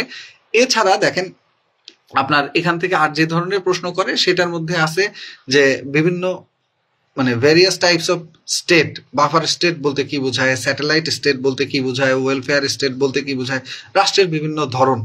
এছাড়া আছে বিভিন্ন পার্থক্য জিজ্ঞেস করে ছোট ছোট, যেমন ধরেন আপনার প্রশ্ন করে যে ট্রিটি বলতে কি বোঝায়, এগ্রিমেন্ট বলতে কি বোঝায়, এমওইউ বা মেমোরেন্ডাম অফ আন্ডারস্ট্যান্ডিং বলতে কি বোঝায়, প্রোটোকল বলতে কি বোঝায়, কনভেনশন বলতে কি বোঝায়, ডিক্লারেশন বলতে কি বোঝায়। এই ধরনের প্রশ্নগুলো করে যারা BCS foreign cadre first choice দিবে তাদের জন্য। এছাড়া এখানে আপনার বিভিন্ন রাষ্ট্রের ধরনের মধ্যে পার্থক্য, রাষ্ট্র কাঠামোর মধ্যে পার্থক্য, সমাজতন্ত্রের গণতন্ত্রের পার্থক্য, ফেডারেশন কনফেডারেশনের পার্থক্য, রাষ্ট্রের মধ্যে ডিফ্যাক্টো স্টেট কাকে বলে, ডি জুরি স্টেট কাকে বলে, এছাড়া জিও পলিটিক্স, জিও ইকোনমিক্স, এই দুইটার মধ্যে পার্থক্য কি এবং এগুলার কাজ কি এবং এইগুলা রিলেটেড যে প্রশ্নগুলো বর্তমানে ঘটনা প্রবাহ আছে এইগুলো সম্পর্কে। তাছাড়া ধরেন ইমিগ্রেশন আর ইমিগ্রেশন, এই দুইটার মধ্যে পার্থক্য, রিফিউজি জিনিসটা কি এবং রিফিউজি বলতে কি বোঝায়, কারা রিফিউজি, এটা নিয়ে কারা কাজ করে, বাংলাদেশ সরকারের যে সফর আছে যেটা সরকারি সফর আর একটা হলো রাষ্ট্রীয় সফর, এই সফরগুলোর মধ্যে পার্থক্য কি, বাংলাদেশের ব্লু ইকোনমি বলতে কি বোঝায়, এগুলোর চ্যালেঞ্জ কি এবং ব্লু ইকোনমির ক্ষেত্রে করণীয় কি, এই সকল বিষয়গুলো নিয়ে প্রশ্ন করে থাকে। আবার ধরেন বিসিএস প্রশাসন ক্যাডার যাদের ফার্স্ট চয়েস তাদেরকে জনপ্রশাসন মন্ত্রণালয় সম্পর্কে, যে এটা কবে গঠিত হয়, এটার পূর্ব নাম কি ছিল, এগুলো সম্পর্কে প্রশ্ন করে। নেতৃত্ব বলতে কি বোঝায়, প্রশাসন ও জনপ্রশাসন বলতে কি বোঝায়, শাসন ও প্রশাসনের মধ্যে পার্থক্য কি। এরপরে প্রত্যেকটা ক্যাডারেই সাধারণত ওই ক্যাডারের যে হায়ারার্কি আছে, অর্থাৎ ওই ক্যাডারের পদক্রম বিন্যাস যেটা আছে, এইগুলো সম্পর্কে প্রশ্ন করে থাকে। এছাড়াও যদি আমরা বলি যে আপনার বিসিএস প্রশাসন ক্যাডারে আপনাকে প্রশ্ন করতে পারে 144 ধারা এবং কারফিউ, এই দুইটা জিনিসের মধ্যে পার্থক্য কি, গ্রেপ্তার বলতে কি বোঝায়, মোবাইল কোর্ট বলতে কি বোঝায়, ম্যাজিস্ট্রেট কোর্ট বলতে কি বোঝায়। এরপরে আপনাকে প্রশ্ন করতে পারে বাংলাদেশের মন্ত্রণালয় কয়টি, মন্ত্রণালয়ের অধীন বিভাগ থাকে, অনুবিভাগ থাকে, এরপরে আপনার যে পরিদপ্তর থাকে, অধিদপ্তর থাকে, কোনগুলো কি, কিভাবে কাঠামো গঠিত হয়, কারা এটা নিয়ন্ত্রণ করেন এবং বিশেষ প্রশাসন ক্যাডারের হায়ারার্কি কি, অর্থাৎ সর্বোচ্চ পদ কোনটা, মন্ত্রিপরিষদ সচিব, এর নিচে আছে সিনিয়র সচিব, সচিব এবং সচিবের নিচে আছে আমাদের অতিরিক্ত সচিব, তারপরে আছে যুগ্ম সচিব, তার নিচে আছে উপসচিব, যুগ্ম সচিবের নিচে আছে আপনার উপসচিব, তার নিচে আছে সিনিয়র সহকারী সচিব, তার নিচে আছে আপনার সহকারী সচিব। এবং এইগুলো মাঠ পর্যায়ে থাকলে তখন কি নাম হয়, অর্থাৎ একটা হয় মাঠ প্রশাসন, একটা হয় কেন্দ্রীয় প্রশাসন। এই প্রশাসনগুলোর মধ্যে পার্থক্য কি, মাঠ প্রশাসন এবং কেন্দ্রীয় প্রশাসনের, অধিদপ্তর এবং পরিদপ্তরের পার্থক্য কি, বাংলাদেশের যে সরকারি দপ্তরগুলোতে দুর্নীতি, এই দুর্নীতির প্রধান অন্তরায়গুলো কি কি, কেন দুর্নীতিগুলো হয়, দুর্নীতি উত্তরণে কি করণীয়, বাংলাদেশের মাঠ প্রশাসনের কি কি চ্যালেঞ্জ আছে, বিভিন্ন পরিস্থিতি সম্পর্কে প্রশ্ন করে। হ্যাঁ, এবং মাঠ প্রশাসনে কোন আইনগুলো ম্যাজিস্ট্রেটরা, নির্বাহী ম্যাজিস্ট্রেটরা দেখে থাকেন, ডিসিদের কার্য বিবরণী কি, ডিসিরা কোন কোন কমিটির সভাপতি হয়, এই রিলেটেড প্রশ্নগুলো বিসিএস প্রশাসন ক্যাডারে করে থাকে। পাশাপাশি বিসিএস প্রশাসন ক্যাডার অন্যান্য ক্যাডারের ক্ষেত্রেও হয়, সবচেয়ে বেশি প্রশ্ন করা হয় বাংলাদেশের সংবিধান এবং বাংলাদেশের চলমান ঘটনা প্রবাহ সম্পর্কে। আবার ধরেন আপনার যদি বিসিএস পুলিশ ক্যাডার, এটা প্রথম পছন্দ হয়। পুলিশ ক্যাডারদের জন্য যে ধরনের প্রশ্ন হয় তার মধ্যে আছে পুলিশ ক্যাডারের হায়ারার্কি, বাংলাদেশ পুলিশের ইতিহাস, বাংলাদেশ পুলিশের যে র্যাঙ্ক ব্যাজ আছে যেগুলা কাঁধের উপর থাকে, র্যাঙ্ক ব্যাজ সম্পর্কে, পুলিশের রেঞ্জ, পুলিশের জেলা, সার্কেল, থানার যে পদক্রমগুলো আছে, কোথায় কে বসে, অথবা পুলিশের যে শাখাগুলো আছে এই শাখাগুলোর কাজ, শাখাগুলো কি কি। আবার পুলিশের মধ্যেই একটা বিশেষায়িত সংস্থা হলো র্যাব, এইটা সম্পর্কে প্রশ্ন করতে পারে। সিটিটিসি আছে, হ্যাঁ, কাউন্টার টেরোরিজম ইউনিট আছে, এই ইউনিটগুলো সম্পর্কে প্রশ্ন করতে পারে। পুলিশ আইন সম্পর্কে প্রশ্ন করতে পারে, পুলিশের চ্যালেঞ্জ, পুলিশের জন্য বিভিন্ন সুপারিশ, এরপর উপমহাদেশে পুলিশ সার্ভিস কিভাবে কবে চালু হয়েছে এই রিলেটেড প্রশ্নগুলো করতে পারে। এছাড়া পুলিশের যে পদসোপান আছে, অর্থাৎ বাংলাদেশ পুলিশের যে আইজিপি থেকে শুরু করে একেবারে নিচে কনস্টেবল পর্যন্ত, বা আইজিপি থেকে শুরু করে অ্যাসিস্ট্যান্ট কমিশনার অফ পুলিশ বা অ্যাসিস্ট্যান্ট সুপারিনটেন্ডেন্ট অফ পুলিশ পর্যন্ত যে পদবিন্যাসগুলো আছে এগুলো সম্পর্কে প্রশ্ন করতে পারে। এর বাইরে ধরেন, এটা তো আমি 3টা ক্যাডার সম্পর্কে বললাম, প্রত্যেক ক্যাডার সম্পর্কে এই ধরনের বেশ কিছু প্রশ্ন আছে যেগুলো আমরা আস্তে আস্তে সিরিয়াল ওয়াইজ আরো আলোচনা করব। আর এর বাইরে গিয়ে র্যান্ডম যেগুলো প্রশ্ন করে থাকে, অর্থাৎ সব ক্যাডারের জন্যই 2 ধরনের সাধারণ জ্ঞানের প্রশ্ন হয়। একটা হলো বেসিক সাধারণ জ্ঞান বা বেসিক জেনারেল নলেজ, আরেকটা হলো সাম্প্রতিক সাধারণ জ্ঞান বা রিসেন্ট জেনারেল নলেজ। তো বেসিক জেনারেল নলেজ টাইপ যে কোশ্চেনগুলো হয় সেগুলো মানে এভারেজ সবসময় একই, ওই প্রশ্নগুলোতে কোনো পরিবর্তন হয় না। যেমন বাংলাদেশের পররাষ্ট্রনীতি সম্পর্কে আলোচনা করো, বাংলাদেশের সংবিধানে প্রশাসনিক কাঠামো সম্পর্কে কি বলা আছে, বাংলাদেশের সংবিধানে আপনার কি বলে স্থানীয় প্রশাসন বা স্থানীয় সরকার বলতে কি বোঝায়, এটা নিয়ে কি কি বিষয় আলোচনা করা আছে। এই ধরনের প্রশ্নগুলো সংবিধান সম্পর্কে, মুক্তিযুদ্ধের ইতিহাস সম্পর্কে, হ্যাঁ, আবার মুক্তিযুদ্ধের ইতিহাস ছাড়া বাংলাদেশের যে প্রাচীনকালের ইতিহাস সম্পর্কে, সংবিধান সম্পর্কে, বাংলাদেশের প্রশাসনিক কাঠামো সম্পর্কে, বাংলাদেশের রাজনৈতিক ব্যবস্থা সম্পর্কে, এইগুলো হলো বেসিক সাধারণ জ্ঞান। আরেকটা হলো এইগুলোর মধ্যে কিছু কিছু ছোট ছোট সংজ্ঞাগত পার্থক্যগত প্রশ্ন আছে, যেমন ধরেন 144 ধারা ও কারফিউ এর মধ্যে পার্থক্য কি, যেমন ধরেন বর্তমানে যে জিনিসগুলো চলতেছে বাজেট বা অন্যান্য বিষয়, এগুলো নিয়ে আলোচনা। আর আরেকটা হলো সাম্প্রতিক সাধারণ জ্ঞান। তো সাম্প্রতিক সাধারণ জ্ঞানটা 2টা পার্টে বিভক্ত, একটা হলো বাংলাদেশ বিষয়ক সাম্প্রতিক সাধারণ জ্ঞান, আর একটা হলো আন্তর্জাতিক বিষয়গুলিতে সাম্প্রতিক সাধারণ জ্ঞান। বাংলাদেশ বিষয়ক সাম্প্রতিক সাধারণ জ্ঞান কি কি, যেমন আমাদের এখানে হয়ে গেল গণ অভ্যুত্থান বা যেটাকে আমরা বলি জুলাই বিপ্লব বা জুলাই অভ্যুত্থান। এই জুলাই বিপ্লব বা জুলাই অভ্যুত্থানের কারণ, এটার ফলাফল, এটার পেছনে কারা প্রভাবক হিসেবে ভূমিকা পালন করেছে, এবং এই জুলাই অভ্যুত্থান সম্পর্কিত আরো প্রশ্ন যে এটাকে অভ্যুত্থান বলা হয় নাকি বিপ্লব বলা হয়, যদি বিপ্লব বলা হয় তাহলে কেন, আর যদি অভ্যুত্থান না বলা হয় তাহলে কেন বলা হয় না, বা যদি বলা হয় তাহলে আপনার যুক্তি কি। এরপরে আপনার এখানে প্রশ্ন আছে রিসেন্ট যে ঘটনা প্রবাহের মধ্যে ডক্টর মোহাম্মদ ইউনূস ওনার সম্পর্কে, যেমন ওনার সম্পর্কে একটা ভাইবা বোর্ড প্রশ্ন করেছিল, we are the guardian of the sea, এই উক্তিটি কে করেছেন, কোথায় করেছেন, কেন করেছেন। We are the guardian of the sea, এটা বলেছেন ডক্টর মোহাম্মদ ইউনূস এক সম্মেলনে। কেন বলেছিলেন, যে বঙ্গোপসাগরের একমাত্র গার্জিয়ান বা অভিভাবক আমরা, ভারতের উত্তর অঞ্চলের বা উত্তর পূর্বাঞ্চলের রাজ্যগুলোর আসলে বঙ্গোপসাগরে কোনো এন্ট্রির সুযোগ নাই, নেপাল ভুটানের সুযোগ নাই, উপর দিক থেকে কেউ বঙ্গোপসাগরে আসতে পারে না। তো সেই হিসেবে তিনি বলেছেন বঙ্গোপসাগরের যে এন্ট্রি লেভেলটা, এইখানে উই আর দ্য গার্ডিয়ান, আমরাই একমাত্র অভিভাবক। এই ধরনের প্রশ্নগুলো করে থাকে।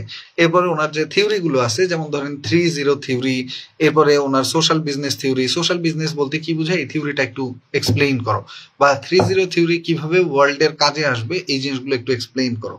পাশাপাশি একটা কথা বলতে ভুলে গেছি, সেটা হলো আপনার সাবজেক্টের সাথে আপনার প্রথম পছন্দ যেটা আছে, এই দুটার রিলেশন কি। যেমন তুমি তো সোশ্যাল সায়েন্স পড়েছো, তোমার সোশ্যাল সায়েন্সের সাথে তোমার প্রথম সম্পর্ক বা প্রথম চয়েস হলো পুলিশ, এই প্রথম পুলিশ ক্যাডার যে পছন্দ, এইটার সাথে সোশ্যাল সায়েন্সের সাথে কি সম্পর্ক, অর্থাৎ তোমার সাবজেক্টের নলেজ কিভাবে তোমাকে তোমার চাকরি জীবনে তোমার এই ক্যাডার সার্ভিসে সহযোগিতা করবে, এই তোমার সাবজেক্ট এবং তোমার ক্যাডার চয়েসের মধ্যে সম্পর্কটা আমাদের একটু বুঝিয়ে বলো।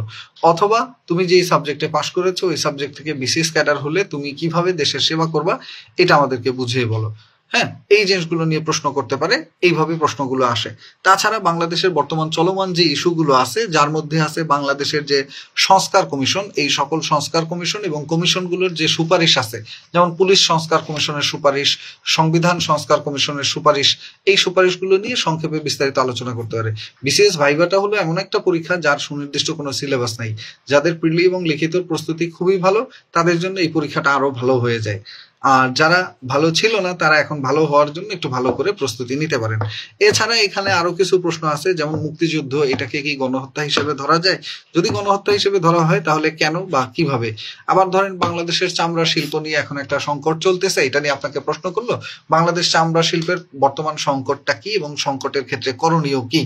এছাড়া আরেকটা প্রশ্ন আছে, যেমন ধরেন আপনার বাংলাদেশের যে বর্তমান বিনিয়োগ ব্যবস্থা, বাংলাদেশের বিনিয়োগ ব্যবস্থায় বিনিয়োগ দুর্বল হয়ে গেছে, বিনিয়োগ একটা দেশের অর্থনীতিকে ধরে রাখে, তো এই বিনিয়োগ আকৃষ্টকরণে বাংলাদেশের করণীয় কি কি, অথবা বাংলাদেশের বিনিয়োগ পরিস্থিতি বর্তমানে কি, এই ধরনের প্রশ্ন করতে পারে। বাংলাদেশে রিসেন্টলি এসছে স্টারলিংক, এই স্টারলিংক সম্পর্কে প্রশ্ন করতে পারে। স্টারলিংকের মালিক কে, স্টারলিংক কিভাবে কাজ করে, বাংলাদেশে স্টারলিংক কিভাবে বাংলাদেশের উন্নয়নে কাজ করতে পারবে, বিশেষ করে তথ্য প্রযুক্তির ক্ষেত্রে।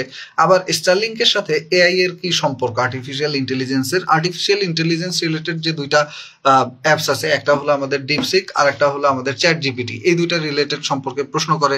ওই ব্যাকগ্রাউন্ডের যেই সব স্যাররা আছে পিএসসির সদস্য হিসেবে, ওনারা সাধারণত এই ধরনের প্রশ্নগুলো করতে পারে। আবার ধরেন ইন্টারন্যাশনাল ইস্যুতে বা আন্তর্জাতিক বিষয়গুলিতে যে সাম্প্রতিক ঘটনা প্রভাব আছে, যেমন ধরেন সিরিয়ান সংকট, ইসরায়েল ও গাজার মধ্যকার সম্পর্ক এবং এইখানকার সংকট উত্তরণে করণীয়, বর্তমানে ইসরায়েল এবং ইসের মধ্যে, ইরানের মধ্যে যুদ্ধ চলছে, এখানে বহির বিশ্বের যে প্রভাব, এই প্রভাবটা কিভাবে কাজ করছে, এটা কি প্রক্সি যুদ্ধ নাকি সরাসরি যুদ্ধ, এবং রোহিঙ্গা ইস্যু আছে বাংলাদেশের, তিস্তা সংকট আছে, তিস্তা প্রকল্প নিয়ে কথা আছে, তিস্তা প্রকল্পে কাজ করার আগ্রহ প্রকাশ করেছে চীন। এছাড়া বাংলাদেশের পররাষ্ট্রনীতি এবং বাংলাদেশের কূটনীতি রিলেটেড আরো অনেক প্রশ্ন আছে এরকম, যে প্রশ্নগুলো সম্পর্কে মোটামুটি স্পষ্ট ধারণা রাখলে একজন প্রার্থী পরীক্ষা ভালো করতে পারে। তো আমি এইটা ওভারঅল একটা আইডিয়া আপনাদেরকে দিলাম। বিশেষ করে আপনারা যারা 45তম বিসিএস ভাইভা পরীক্ষায় অংশগ্রহণ করতে যাচ্ছেন, 6,558 জন প্রার্থী, এই 6,558 জন প্রার্থী আশা করি সবার জন্যই এটা উপকারী হবে। আগের দিনে বঙ্গবন্ধু শেখ মুজিবুর রহমান নিয়ে প্রশ্ন করতো, শেখ হাসিনা প্রধানমন্ত্রী, ওনাকে নিয়ে প্রশ্ন করতো, এবং বাংলাদেশের মুক্তিযুদ্ধ ও এই 66-র আপনার 6 দফা গণ অভ্যুত্থান, এগুলো নিয়ে বেশি প্রশ্ন আসতো। আগরতলা ষড়যন্ত্র মামলা নিয়ে ভাইভা বোর্ড প্রশ্ন করতো। এখন এই রিলেটেড প্রশ্নগুলো কম করে রিসেন্ট যে ঘটনাগুলো ঘটছে এইগুলোর উপরে প্রশ্ন বেশি করবে। বিশেষ করে বাংলাদেশের জ্বালানি ব্যবস্থা, বাংলাদেশের বিদ্যুৎ উৎপাদন খাতে জ্বালানির প্রভাব, এই জিনিসগুলো নিয়ে প্রশ্ন হয়। তো সবগুলো বোর্ড সম্পর্কে অ্যানালাইসিস নিয়ে আরো একটা লাইভ ইনশাল্লাহ আপনার পেয়ে যাবেন। তো আজকের শেষ যেই টপিকটা আপনাদেরকে বলবো সেটা হলো কিভাবে ড্রেস আপ করে আপনারা ভাইভা বোর্ডে যাবেন। ভাইভা বোর্ডের ড্রেস আপের ব্যাপারে সর্বপ্রথম যে কথাটা বলবো, ড্রেস আপটা একেবারেই সাদামাটা হওয়া দরকার, যাতে আপনাকে কোনোভাবে মার্ক না করা যায় হু ইউ আর। অর্থাৎ আপনি একজন গেলেন, আপনার এইখানের লোগোটা দেখে, ধরেন আমি এই শার্টটা পরছি, এই শার্টটায় যদি একটা লোগো থাকতো এইখানে, যে এটা ইজির লোগো, ক্যাটসাইল লোগো, রিসম্যানের লোগো, তাহলে আপনি দেখেই বুঝতেন বাহ, শার্ট তো অনেক দামি জামা পরে। এই যে আপনার একটা আমার সম্পর্কে একটা আইডিয়া হওয়া, এই আইডিয়া হওয়ার কোনো চান্স আপনার ড্রেস আপে বা আপনার গেট আপের মধ্যে রাখা যাবে না। অর্থাৎ ভাইভা বোর্ডে যখন আপনি যাচ্ছেন, একেবারেই ফ্রেশ বানানো একটা শার্ট পরে যেতে পারেন, যেখানে কোনো লোগো টোগো কিছুই নাই, জাস্ট আপনাকে দেখলে সিম্পলি একজন চাকরি প্রার্থী হিসেবেই মনে হয়। অর্থাৎ আপনি ধনী নাকি গরিব, আপনি একটু চাকচিক্য পছন্দ করেন নাকি নর্মালি পছন্দ করেন, এই দুই জিনিস যাতে মার্ক না করা যায় আপনাকে দেখে। তো এরকম ড্রেস আপ করাটাই সবচেয়ে জরুরি। আর একেবারে মাথা থেকে পা পর্যন্ত যদি বলি, সর্বপ্রথম চুল কাটার ব্যাপারটা দিয়ে শুরু করি। ভাইভা বোর্ডে যখন যাবেন, চুলটা এমন ভাবে কেটে যাবেন যেটা আপনার সাথে ম্যাচ করে, এবং আপনি একজন সরকারি চাকরি প্রার্থী না, আপনি একজন সরকারি চাকরিজীবী হলে আপনার যেমন গেট আপ হওয়ার দরকার ছিল, সেটা হতে পারে আপনার মানে চেহারার সাথে মানানসই চুলের কাটিং। তবে জেনারেলি আমরা যেরকম চুল কেটে থাকি, একটু মার্জিত ভাবে চুল কেটে গেলেই হলো। তবে একটা জিনিস মাথায় রাখবেন, 2-4-5 দিন আগে চুলটা কাটবেন, যাতে চেহারার সাথে ম্যাচিং করে। আজকে চুল কেটে কালকে ভাইভা বোর্ডে গেলে অনেক সময় নিজের কাছেও অকওয়ার্ড লাগে এবং দেখতে অনেক সময় একটু আলাদা লাগতে পারে। এই জিনিসটা মাথায় রেখে যাবেন। যাদের দাড়ি আছে, যদি এটা চাপ দাড়ি হয় বা আপনার ছবিতে দাড়ি থাকে, ভাইভা বোর্ডের যে মানে অ্যাপ্লিক্যান্ট কপিতে যদি ছবিতে দাড়ি থাকে, তাহলে দাড়ি রাখতে পারেন। যাদের সুন্নতি দাড়ি, বড় দাড়ি আছে, সেটাও রাখতে পারেন। চাপ দাড়ি থাকলে এটাও রাখতে পারেন। তবে খোসা খোসা দাড়ি, নায়ক, ভিলেন, দেবদাস টাইপের দাড়ি, এগুলো ভাইভা বোর্ডে রাখা যাবে না, একেবারে ক্লিন শেপ করে যাবেন। আর দাড়ি যদি রাখেনি, তাহলে একটু সুন্দরভাবে, যাদের বড় দাড়িও আছে তাও একটু সুন্দরভাবে, এই যেই অংশটা কাটার বিধান আছে এইটুকু অন্তত সুন্দরভাবে কেটে কুটে যাবেন, যাতে এরকম সোচের মতো কিছু বের হয়ে না থাকে। আর এছাড়া ক্লিন শেপ করে যাবেন, এটা চেষ্টা করবেন। আর দাড়ি যদি রাখেনও, যাদের দাড়ি বড় আছে, সেক্ষেত্রে গোফ গুলো একটু সুন্দরভাবে মিনিমাইজ করে যাবেন, যাতে দেখতে সুন্দর লাগে। তো এই গেল আমার উপরের অংশ। আর একটা জিনিস, পরীক্ষার আগের রাতে খুব ভালোভাবে ঘুমিয়ে যাবেন। ঘুম ভালো না হলে চোখ ফোলা ফোলা থাকে, চেহারা উদ্ভ্রান্তের মতো দেখা যায়, এবং পরের দিনে প্রেশার বেশি হয়, অনেক সময় বেশি ঘামায়, বেশি বারবার প্রস্রাবে ধরে। তো ভাইভা বোর্ডে এটা ইরিটেটিং একটা ব্যাপার। ধরেন ভাইভা বোর্ডে আপনি যদি 13 নম্বর প্রার্থী থাকেন, এর মধ্যে দেখবেন যে আপনার 5 বার ওয়াশরুমে যাওয়া হয়ে গেছে, বারবার চেঞ্জ করতে হচ্ছে। হ্যাঁ, এই জিনিসগুলো অনেক সময় টেনশনে থাকলে অ্যাসিডিটি ক্রিয়েট করে। এই জন্য ভাইভা পরীক্ষার আগের দিন অবশ্যই ভালোভাবে ঘুমায় যাবেন, তাহলে আপনার চেহারার যে ব্যাপারটা, এটা বেশ ভালো থাকবে। এবং ভাইবা বোর্ডে যাওয়ার আগে অবশ্যই আপনি পসিবল হলে চেহারা সুরত একটু সুন্দরভাবে ধুয়ে মুছে যাবেন। ওই ভাইবা বোর্ডের পাশেই ওয়াশরুম থাকে, ওইখানে গিয়ে টিস্যু দিয়ে একটু মুছে আসতে পারেন অথবা ধুয়ে আসতে পারেন সুন্দরভাবে, ব্যাস এটুকুই যথেষ্ট। গেল দুইটা জিনিস। নেক্সট আসেন চেহারার নিচে নামলে প্রথমে আসে শার্টের ব্যাপার। শার্টের ব্যাপার যদি আমি বলি, একেবারেই ফর্মাল শার্ট লাইট কালার হলে সবচেয়ে ভালো। লাইট কালার বলতে আপনি একেবারে ফ্রেশ সাদা হইতে পারে, এইটাই সাধারণত ট্রেডিশন। ম্যাক্সিমাম প্রার্থী 90% প্রার্থী সাদা শার্ট কালো প্যান্ট এটাই আমরা পরে গেছি বা পরে যাই। তবে সেই ক্ষেত্রে সাদা শার্টের পরিবর্তে যদি আপনি ব্লুইশ যে কালারটা আছে, ব্লু কালার বলে না, ওই কালারের কিছু আমার এখানে নাই বোধ হয়, এই যে এই কালারটা, এরকম একটা কালার আছে, এই কালারের একটা শার্ট এটাও মানুষজন পরে যায়। তো যে কোনো একটা কালার আপনি শার্ট পরে যেতে পারেন, লাইট কালার। শার্টের মধ্যে স্টেপ থাকতে পারে, নাও থাকতে পারে, তবে প্লেন শার্ট হলেই ম্যাক্সিমাম ক্ষেত্রে সবচেয়ে ভালো আউটপুট দেয়। আর যদি আপনি স্টেপ শার্ট পরে যেতে পারেন, অর্থাৎ চেক চেক চেক চেক যেটা আছে পড়তে পারেন, এটাও চলবে। এমন না যে অমুক শার্ট পরে গেলে ফেল করাই দিবে, তমুক শার্ট পরে গেলে আপনাকে 100-তে 110 দিবে। তবে আপনার এই শার্টটা মার্জিত হলে খুবই ভালো হয়। শার্টের ক্ষেত্রে শার্টের কলারটা মানানসই করে বানাবেন। শার্ট যদি বানানো শার্ট হয় আগেই বলবেন কলারটা, যেহেতু আপনার টাই পড়তে হবে, টাই পড়লে কলারটা যাতে ম্যাচিং করে, অর্থাৎ কলারে যতখানি জায়গা প্রয়োজন তার থেকে যেন একটু জায়গা ছেড়ে দেয়।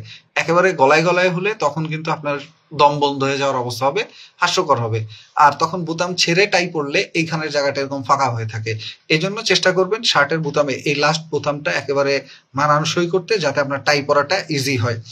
দ্বিতীয় জিনিসটা হলো শার্টের কলারটা একটু বড় দিবেন, কারণ টাই পড়তে হলে মাঝখানে টাইয়ের যে জায়গাটা, স্পেসটা যাতে কলারের মধ্যে থাকে। পসিবল হলে এইখানে একটা বাটন দিতে পারেন, তাহলে কলারটার টাই পরার পরে এরকম হয়ে থাকে না। এইখানে একটা বাটনের ব্যবস্থা করলে তাহলে এই দুইটা বাটন আপনার শার্টকে সুন্দরভাবে আটকায় দিতে সহযোগিতা করে। দ্বিতীয় জিনিসটা হলো শার্ট, অবশ্যই শার্টের যে হাতা আছে, হাতা যাতে আপনার এরকম বড় না হয়, এটা খেয়াল রাখবেন। শার্টের হাতা বানানোর সময় মাপটা একেবারে খেয়াল করে আনবেন। সর্বোচ্চ মাপ হলো আপনি এই পর্যন্ত শার্টের হাতা নিয়ে আসতে পারেন, এর চেয়ে নিচে না। আর শার্ট যেটা পরবেন সেখানে একটা এক্সট্রা এই বাটনটা যেন থাকে, এই বাটনটা থাকলে হাতাটা সুন্দরভাবে আটকায় থাকে, না হলে এইখান থেকে বড় হয়ে যায়, এই হাতাটা ফুলে থাকে, এইভাবে ফুলে থাকে, এটা যাতে না থাকে। নেক্সট জিনিস হলো শার্ট পরার পরে শার্টের সাথে আপনার টাই থাকবে কি থাকবে না। যেহেতু এখন সামনে বর্ষাকাল, ওয়েদার ঠান্ডা আছে, অবশ্যই টাই পরে যাবেন।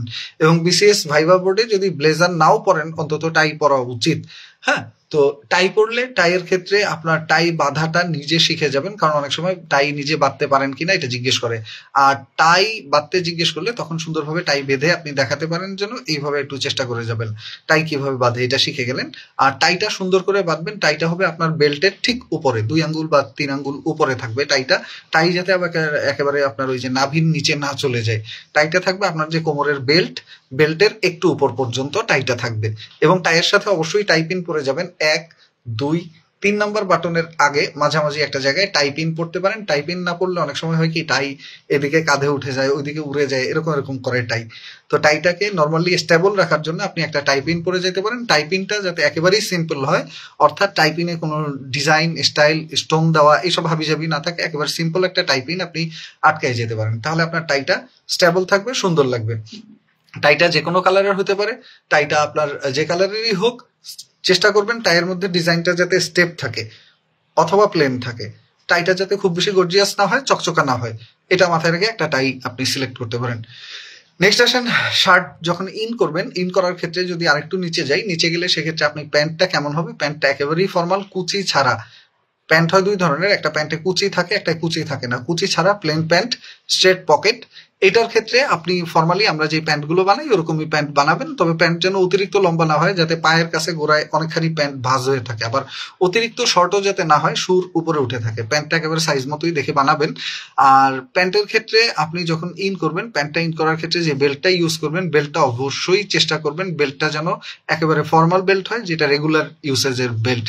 রেগুলার বেল্টগুলোর মধ্যে কালো কালারটাই সবচেয়ে বেশি চুজ করেন ওনারা। আর যদি এরকম হয় যে আপনি অন্য কালারের বেল্ট পরতে চাচ্ছেন, তাহলে আপনার শুয়ের কালারের সাথে ম্যাচ করে বেল্ট পরতে পারেন। সেক্ষেত্রে হয় চকলেট কালারের শু পরলে সেই চকলেট কালারের সাথে চকলেট কালার বেল্ট আপনি পরতে পারেন। যদি এটা কফি কালারের বেল্ট হয় তাহলে কফি কালারের শু, অথবা ব্ল্যাক কালারের বেল্ট হলে ব্ল্যাক কালারের শু, এটা ম্যাচিং করে নেবেন। এরপরে সক্সের ব্যাপারটা আসি। শুর মধ্যে যে মোজাটা পরবেন, মোজাটা অবভিয়াসলি কালো কালার হইতে হবে, মাস্ট বি। যদি আপনার প্যান্ট কালো হয় তাহলে কালো কালারের মোজা। যদি হয় এমন যে আপনার চকলেট কালারের শু পরছেন, তাহলে আপনি চকলেট কালার মোজা পরলেন বাট প্যান্ট কালো কালারের, তাহলে উইয়ার্ড দেখা যাবে।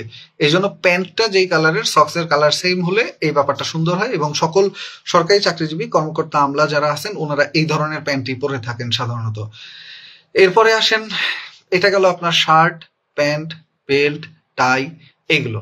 এরপরে যেটা আছে যে আপনার শার্টের নিচে অবভিয়াসলি আপনি অবশ্যই শার্টের নিচে ইনার হিসেবে আপনার স্যান্ডো গেঞ্জি যেটাকে আমরা বলি, অর্থাৎ ছোট গেঞ্জি একটা পরে যাবেন। তাহলে কি হয়, অনেক সময় ভাইবা বোর্ডে বসে থাকলে ওয়েটিং করলে তখন ঘামায়, এই সোয়েটিং এর কারণে, ঘামের কারণে আপনার শার্টের পেছন অংশ ভিজে যায়, সামনে এখান থেকে ভিজে যায়, দেখতে উইয়ার্ড লাগে। তো যদি আপনার পরা থাকে, অর্থাৎ নিচে গেঞ্জি পরা থাকে, তাহলে এই শার্টটার ঘামে ভিজবে না। এটা মনে করে অবশ্যই পরে যাবেন, ভুলবেন না। তাহলে আরো একটা জিনিস হবে, সেটা হলো আপনার ইনটা স্টেবল থাকবে। আপনার যে শার্টের ইন করবেন প্যান্টের মধ্যে, ওইটা খুব বেশি থাকবে না, স্টেবল থাকবে, নড়াচড় করবে না। আর একটা জিনিস হলো আপনার শার্টের ক্ষেত্রে আর যে জিনিসটা মাথায় রাখবেন সেটা হলো, শার্ট পরার পরে কখনোই এই যে স্লেভ এটা ভাঁজ করবেন না। দেখা গেল যে রাস্তায় আসার সময় ভাঁজ করে আসলেন, পরে ভাইবা বোর্ডের সামনে এসে খুলে আটকালেন, তাহলেও না। একেবারে সুন্দরভাবেই একেবারে শুরু থেকে শেষ পর্যন্ত, ভাইবা শেষ করার আগ পর্যন্ত শার্টটা আটকানোরই রাখবেন। শার্টের ক্ষেত্রে কখনোই এই যে এক্সট্রা বাটন টাটন পাওয়া যায় কিনতে, অতিরিক্ত কোনো কিছু করতে যাবেন না। অতিরিক্ত এরকম বাটন পাওয়া যায়, মোড়ায় লাগাই করে, এগুলো কোনো কিছুই আনার দরকার নেই, একেবারে সিম্পলি আসবেন। নেক্সট আসেন আরেকটা জিনিস সম্পর্কে বলি, সেটা হলো হাতের ঘড়ি। হাতের ঘড়িটা কেমন হবে? হাতের ঘড়িটা হবে একেবারে সিম্পল বকলেসের, খুব বেশি ডিজাইন বা খুব বেশি মোটা কাটামাটা হাবিজাবি এগুলোর দরকার নেই, যাতে মনে হয় যে আপনি একজন ফার্স্ট ক্লাস অফিসার, সেরকম একটা ঘড়ি আপনি পরে যেতে পারেন। ঘড়ির ক্ষেত্রে অবভিয়াসলি একটা কথা মাথায় রাখবেন, সেটা হলো ঘড়িটা লেদার বেল্টের হলে সবচেয়ে ভালো হয়। আপনার কোমরের বেল্টের সাথে ম্যাচিং করা ঘড়ির বেল্ট হবে, অর্থাৎ কোমরের বেল্ট যদি হয় কালো, তাহলে ঘড়ির বেল্টও হবে কালো, এবং ঘড়িটা হবে একেবারে মার্জিত বকলেস। ঘড়ির বকলেসটা সিলভার কালার হলে সবচেয়ে বেস্ট অপশন, আর যদি না হয় তাহলে কালো কালার। কোনোভাবেই সোনালী কালার বা অন্যান্য হাবিজাবি কালার, চকচকা কালার, এগুলো যাতে না হয় ঘড়ির বেল্টটা। নেক্সট আসেন আর একটা জিনিস, যারা চশমা পরেন তারা চশমার ফ্রেমটা খুব ভালোভাবে বাছাই করবেন, যাতে চশমার ফ্রেমটা একেবারে গোলগাল বা চৌকা যেরকমই হোক, খুব বেশি বড়সড় না হয়, দেখতে না লাগে। এই জিনিসগুলো মোটামুটি মাথায় রাখবেন। আরেকটা জিনিস হলো, যারা আপুরা আছেন, ও আচ্ছা, শুয়ের কথা একটু বলে নেই। শুটা অবশ্যই অক্সফোর্ড শু হলে সবচেয়ে বেস্ট অপশন। আর যদি না হয় তাহলে ক্যাজুয়াল শু পরতে পারেন, তবে সেক্ষেত্রে অবশ্যই শুয়ের দড়ি থাকতে হবে, এটা সবচেয়ে ভালো অপশন। আর যদি শুয়ের দড়ি না থাকে তাহলে ফেল করাই দেবে, এরকমও কোনো কথা নেই, তবে এটা সবচেয়ে বেস্ট অপশন। এবং 95% প্রার্থী অক্সফোর্ড শু বা দড়িওয়ালা শু যেটা আছে ওইটা পরে যায়। তো এই শুটার সামনে দুইটা পার্ট হয়, একটা হলো রেগুলার সাইজ গিয়ে সামনে আর একটা আলাদা পার্ট আছে, ওইটাকে বলা হয় অক্সফোর্ড শু, এবং এটা দড়ি থাকে। অক্সফোর্ড শু লিখে সার্চ দিলে নেটে পেয়ে যাবেন যে এই জিনিসটা কোনটা। কালো শু হলে সবচেয়ে বেস্ট, তবে যদি কেউ চকলেট কালারের শু পরতে চান চাইলে পরতে পারেন, চকলেট কালার বা কফি কালার, তবে অবশ্যই এটার সাথে ম্যাচিং করে বেল্ট এবং ঘড়ির বেল্ট, এই দুইটা জিনিস ম্যাচ করবেন। আর শু পরার ক্ষেত্রে একটু ভালো দামের শু কিনতে পারলে সবচেয়ে বেস্ট হয়, তাহলে শব্দ কম হবে। কারণ আপনি ভাইবা বোর্ডে যখন যাবেন, ভাইবা বোর্ডে ঢোকার পরেও প্রায় আপনার 5-10 কদম সামনে হেঁটে যাইতে হয়, তখন ওই যে শুয়ের যে ঠকঠক আওয়াজ আপনার নিজের কাছেই উইয়ার্ড লাগবে। এই জিনিসগুলো মাথায় রেখে আপনি শুটা চুজ করতে পারেন, যেটা নিচে একটু রাবার ক্রেপসোল আছে, এটা আপনার জন্য বেস্ট অপশন হয় শুয়ের ক্ষেত্রে। এই মোটামুটি। এবং আপনি যদি মোটামুটি ঝামেলা না থাকে, পসিবল হলে অবভিয়াসলি একটা ব্লেজার সেট নিতে পারেন। ব্লেজারটা হাতে করে এখানে ঝুলিয়ে নিয়ে গেলেন, ভাইবা বোর্ডে ঢোকার সময় গায়ে দিয়ে ঢুকে গেলেন, এরকম হলে সবচেয়ে বেস্ট হয়। তো ব্লেজার গুলো যাদের বানানো আছে তো ভালো, যাদের নাই তারা ভালো একটা দোকান থেকে বানাইতে পারেন। আর যদি একেবারেই মোটামুটি বাজেটের মধ্যে বানাতে চান, তাহলে নীলক্ষেত বা নিউ মার্কেট, ঢাকার এসব জায়গায় রেডিমেডও পাওয়া যায় এবং অল্প দামেও বানানোর সুযোগ আছে। আর মোটামুটি 10 থেকে 12 হাজার মধ্যে একটা ফুল সেট ব্লেজার হয়ে যায়, কাপড় টাপড় সহ, মোটামুটি রেঞ্জের মধ্যে খুঁজলে। ব্লেজারের ফুল সেট যদি আপনি বানাতে চান, তাহলে অবশ্যই কালো বা ব্লু কালার যেটা আছে, এই কালারগুলো চয়েস করতে পারেন, সুন্দর কালার চয়েস করবেন। তবে এক্ষেত্রে আপনার এই যে রেখা রেখা যেগুলো আছে, এইগুলো চয়েস করার কোনো প্রয়োজন নাই, একেবারে সিম্পলটা, প্লেনটা সবচেয়ে বেস্ট অপশন। এরপর আসেন আপুদের ক্ষেত্রে, আপুরা লাইট কালারের শাড়ি পরতে পারেন। যেমন ধরেন আপনার লাইট কালার বলতে কি কালার বোঝায়, এই যে আমার এখানে একটা বল আছে, এই লাইট কালার, অর্থাৎ এইখানকার যে কালারটা আছে বা এই কালারটা আছে, অথবা এই একটা কালার আছে আমার বাচ্চার ব্যাগের কালার, এই কালারের শাড়ি, এগুলো ভাইবা বোর্ডের জন্য পরে যেতে পারেন। গহনাপত্র অল্প বিস্তর পরবেন, খুব বেশি কারণ আপনি বিয়ে বাড়িতে যাচ্ছেন না, বা আপনি বউ হিসেবে সাজছেন না, এটা মাথায় রেখে সাজবেন। খুব বেশি লিপস্টিক, খুব বেশি মেকআপ এগুলোর প্রয়োজন নেই। একেবারে সিম্পল মেকআপে যতটুকু পারা যায় হালকা একটু লিপস্টিক পরতে পারেন, কানে একেবারে সিম্পল গহনা পরতে পারেন, গলায় একটা গহনা পরতে পারেন, তবে এটা খুব বেশি গর্জিয়াস হওয়ার প্রয়োজন নেই। হাত খালি না রেখে হাতে চাইলে ঘড়ি পরে যেতে পারেন, লেদার বেল্টের, চিকন বেল্টের যে ঘড়িগুলো, এরকম একটা ঘড়ি পরতে পারেন। শাড়ি পরলেই সবচেয়ে বেস্ট অপশন, কারণ আপনি একজন জেলা প্রশাসক হতে যাচ্ছেন, আপনি একজন উপজেলা নির্বাহী অফিসার হতে যাচ্ছেন, আপনি একজন ফার্স্ট ক্লাস গেজেটেড অফিসার হতে যাচ্ছেন, আপনি একজন প্রফেসর হতে যাচ্ছেন। আপনার চেহারা সুরতে ওরকম যাতে মোটামুটি মানানসই লাগে। তবে থ্রি পিস পরলেও সুন্দর হবে। সেই ক্ষেত্রে থ্রি পিসের কালার এবং থ্রি পিসের ডিজাইন অবশ্যই মাথায় রেখে চয়েস করতে হবে, কারণ ওইখানে ওনারা কোনো সিনেমার নায়িকা নিচ্ছেন না, অথবা আপনি ওনাদেরকে সিডিউস করতেও যাচ্ছেন না। এই ব্যাপারটা মাথায় রেখে ড্রেস আপটা করতে হবে। এবং ড্রেস আপের ক্ষেত্রে আপনি যত বেশি মার্জিত থাকতে পারবেন তত বেশি আপনার জন্য পজিটিভ সাইন থাকবে। আর ভাইবা বোর্ডে আপুরা যারা যাবেন তারা অবশ্যই আরেকটা জিনিস চেষ্টা করবেন, সেটা হলো জুতার কালার শাড়ির কালার ম্যাচিং করে পড়তে। আপনারা তো এটা অবভিয়াসলি করে থাকেন। তো জুতা এবং শাড়ির কালার ম্যাচিং করে, যদি সম্ভব হয় সামনে পা আটকানো শু টাইপের যে জুতাগুলো আছে, এই জুতাগুলো ভাইবা বোর্ডের জন্য পরে যেতে। দুই বেল্টের স্লিপার টিপার এগুলো অ্যাভয়েড করাই সবচেয়ে বেস্ট অপশন। আর হাই হিল না পরাটাই ভালো। হাই হিল এবং একেবারেই প্লেন সোল, দুইটার মধ্যে আপনি মাঝামাঝি কিছু একটা করতে পারলে ভালো। আর প্লেন সোলও যদি কারোর জন্য হয়, সুইটেবল হয় বা পরে অভ্যস্ত হন, তাহলে তো আর কোনো কথাই নেই, ওইটা পরে গেলেন। চেষ্টা করবেন সামনে পা আটকানো জুতা পরে যেতে। একেবারেই না পারলে অবশ্যই বেল্টওয়ালা জুতা পরে যাবেন। আর এছাড়া যে জিনিসটা আছে যে ভ্যানিটি ব্যাগ, এটা ইউজ না করাই ভালো। অবশ্যই শুধুমাত্র ফাইলপত্র একটা ফাইলে করে নিয়ে যাবেন। আর এছাড়া যদি বলি আপনাদের আর কি লাগবে, ছেলে অথবা মেয়ে দুই দলই যদি কোনোভাবে আপনার এই করেন, পারফিউম ইউজ করেন, তাহলে অবশ্যই চেষ্টা করবেন এমন কোনো পারফিউম ইউজ করতে যেটা আপনার খুব জেন্টেল একটা পারফিউম, খুব বেশি ফ্র্যাগনেন্স না, যে আপনি রুমে ঢুকে গেলে আপনার স্মেলে, আপনার গন্ধে পুরো রুম ভরে গেছে, স্যারদের মাথা খারাপ হয়ে গেছে, যত দ্রুত সম্ভব আপনারা বের করে দিতে পারলেই ওনারা বাঁচে, এরকম স্মেল যাতে না হয়। এটা একেবারেই জেন্টেল স্মেল হইতে হবে। আর পসিবল হলে আপনার ডিওডোরেন্টটাই বেশি প্রেফার করবেন। ডিওডোরেন্টের থেকে আপনার পারফিউম, যেটা একেবারে সেন্ট যাকে আমরা বলি, এটা দিলে খুব বেশি চড়া গন্ধ ছড়ায়। আর ডিওডোরেন্ট যেটা আছে, ডিওডোরেন্টটা একেবারে অল্পের মধ্যে থাকে, খুব বেশি মার্জিত একটা স্মেল হয়। এটা আপনি দেখে শুনে বাছাই করে নিতে পারেন। অল্প দামের মধ্যে হইলেও সুন্দর সুন্দর আছে। অল্প দামের মধ্যে কুল একটা আছে, ওদেরটা খুব সুন্দর হয়। আর পাশাপাশি একটু বেশি বাজেটে নিলে সেটা দেখে শুনে আপনারা নিতে পারেন। আপুদের জন্য বেশ সুন্দর সুন্দর পারফিউম আছে, বিশেষ করে যেগুলো ডিওডোরেন্ট আছে, একটু দেখে শুনে এই ডিওডোরেন্ট গুলো নিতে পারেন। এরপরে যদি আমি বলি, আপুদের ক্ষেত্রে আর একটা জিনিস খুবই খুবই খেয়াল রাখবেন, সেটা হলো আপনার চুল। অনেকে আছেন চুল এমন ভাবে উড়ায় টুরায় যাচ্ছে, কাঁধের উপর চুল টুল খুলে এই পাশে একটু ওই পাশে একটু, এরকম করে যাবেন না। চুলটা সম্ভব হলে সিম্পলি বেঁধে যাবেন। আর যদি এর বাইরে প্রয়োজন হয় চুলের জন্য সুন্দরভাবে বেঁধে যেতে গেলে যতটুকু খোপা প্রয়োজন হয় এটা ইউজ করতে পারেন, অথবা একেবারে সিম্পলি রাবার বা কাঁকড়া ব্যান্ড দিয়ে আটকায় যেতে পারেন। এটা সবচেয়ে জেন্টেল অপশন, আপনাকে খুব বেশি বেনিফিটেড করবে। আর যদি চুল খোলা রাখতে চান তাহলে অবশ্যই চুল পেছনেই রেখে যাবেন, সামনে এইদিকে ওইদিকে ঘুরে নিবেন না। আর চুলের যত সিম্পল ডিজাইন করবেন ততই আপনাকে দেখতে একজন ফার্স্ট ক্লাস অফিসার যাতে মনে হয়, এটা মাথায় রাখবেন। ছেলে মেয়েদের ক্ষেত্রে দুজনের ক্ষেত্রেই বললাম। এটা হলো আপনার ফর্মাল ড্রেস আপ, যেটা আপনাকে ভাইবা বোর্ডের কাছে একেবারে জেন্টেল লুকে প্রেজেন্ট করতে পারে। এবং এছাড়া যেটা সম্পর্কে বলবো, যে আপুরা যখন শাড়ি পরবেন, যদি শাড়ি পরেন তাহলে ব্লাউজটা এমন পরবেন যাতে আপনার বডির কোনো অংশ দেখা না যায়। পসিবল হলে কোয়ার্টার হাতা এবং এই যে পেটের দিকটা এদিকে কোথাও যাতে খোলা মেলা না থাকে, এটা খুব ভালো করে খেয়াল করে যাবেন। এরপরে আসেন যারা ধর্মীয় ড্রেস পরতে চান।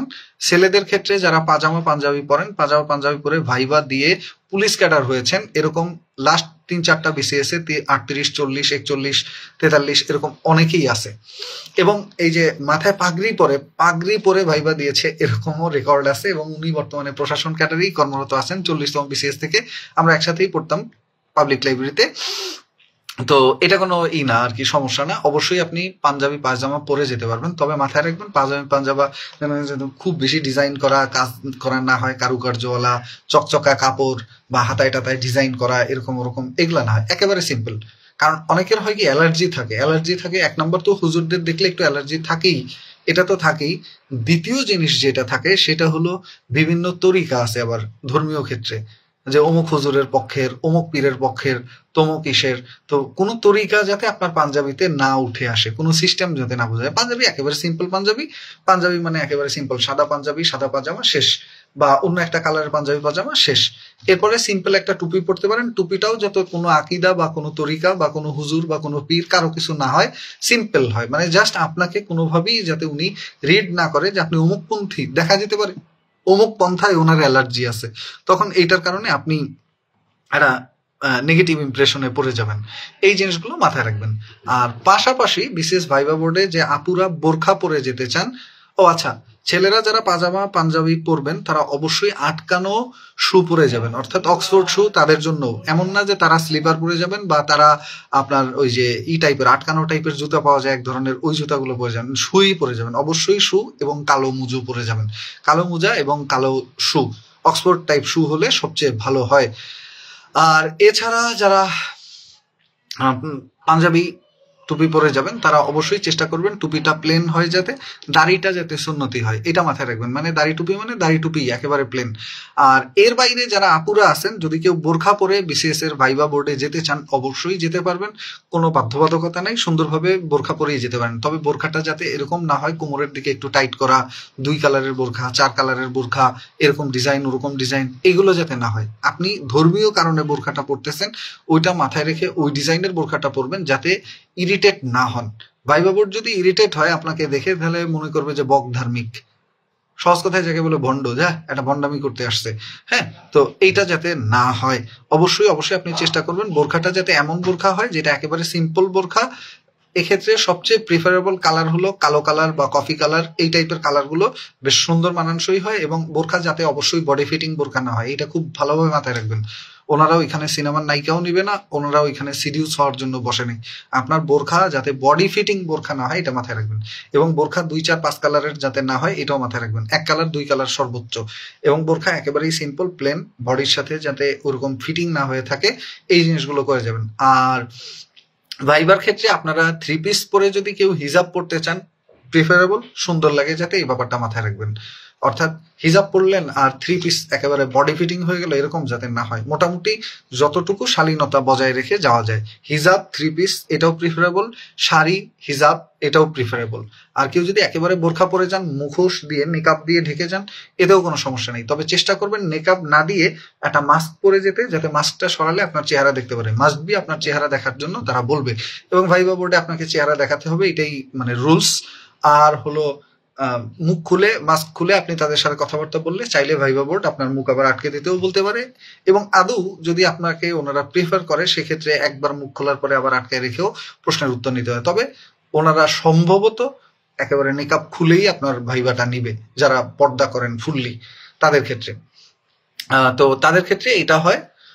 আর ভাইবা বোর্ডে, যেহেতু ভাইবা বোর্ডে একজন শিক্ষার্থী, চেয়ারম্যান এবং 2 জন এক্সটার্নাল এদের থেকে একটু দূরে থাকে, একটু জোরে জোরে কথা বলতে হয়, সেই ক্ষেত্রে একটু দূরত্ব থাকলে একটু লাউড ভয়েসে কথাবার্তা বলতে হয়। আরেকটা জিনিস, করোনার প্রকোপ বেড়েছে এখন বর্তমানে, আপনারা সবাই দেখতে পাচ্ছেন। অবশ্যই অবশ্যই ভাইবা বোর্ডে আপনার যে মাস্ক আছে, এই মাস্ক নিয়ে যাবেন। মাস্ক হবে অবশ্যই সার্জিক্যাল মাস্ক। অনেকেই আছে বোরখার সাথে মাস্ক পরেন, এই মাস্ক যাতে কোনোভাবে চকচকা, লাভ দেওয়া, বিভিন্ন কালারের মাস্ক, এগুলো যাতে না হয়। মাস্ক হবে অবশ্যই আপনার একেবারে সিম্পল মাস্ক, যেই মাস্কের মধ্যে কোনো ডিজাইন মিজাইন হাবিজাবি কিচ্ছু নাই, সার্জিক্যাল মাস্ক, যেগুলো দোকানে পাওয়া যায় 5 টাকা করে 10 টাকা করে, এইগুলো। আর এর বাইরে যে জিনিসগুলো সম্পর্কে আমরা কথা বলবো সেটা হলো ভাইবা বোর্ডের যে ম্যানার। ভাইবা বোর্ডে সুন্দরভাবে হাসি মুখে ঢুকতে হয়, দরজা খুলে, নবটা খুলে, যাতে খুব বেশি শব্দ না হয়। অনুমতি নিয়ে মধ্যে প্রবেশ করতে হয়। প্রবেশ করার পরে সালামটা আপনি মধ্যে ঢুকেও একবার দিতে পারেন, অথবা একেবারে টেবিলের কাছে গিয়ে দিতে পারেন। তবে সবচেয়ে বেস্ট, দরজা খুলে, স্যার আমি কি ভিতরে আসতে পারি, বললো যে আসেন, দরজা আস্তে করে খুলে মধ্যে ঢুকলেন, দরজাটা আস্তে আটকালেন যাতে খুব বেশি শব্দ না হয়, ঠাস করে হেঁটে সামনে গেলেন, সামনে গিয়ে সালাম দিলেন।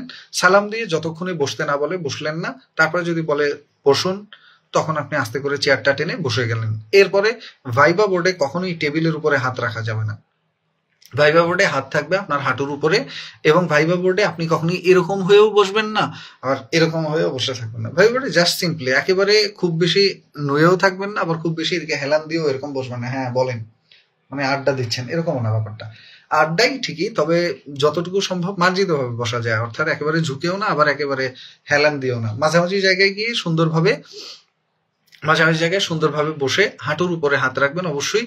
আর চোখ, আই কন্ট্রাক্ট, ভাইবার মধ্যে দুইটা ইম্পর্টেন্ট জিনিস, একটা হলো আই কন্ট্রাক্ট আর একটা হলো হাসি মুখ।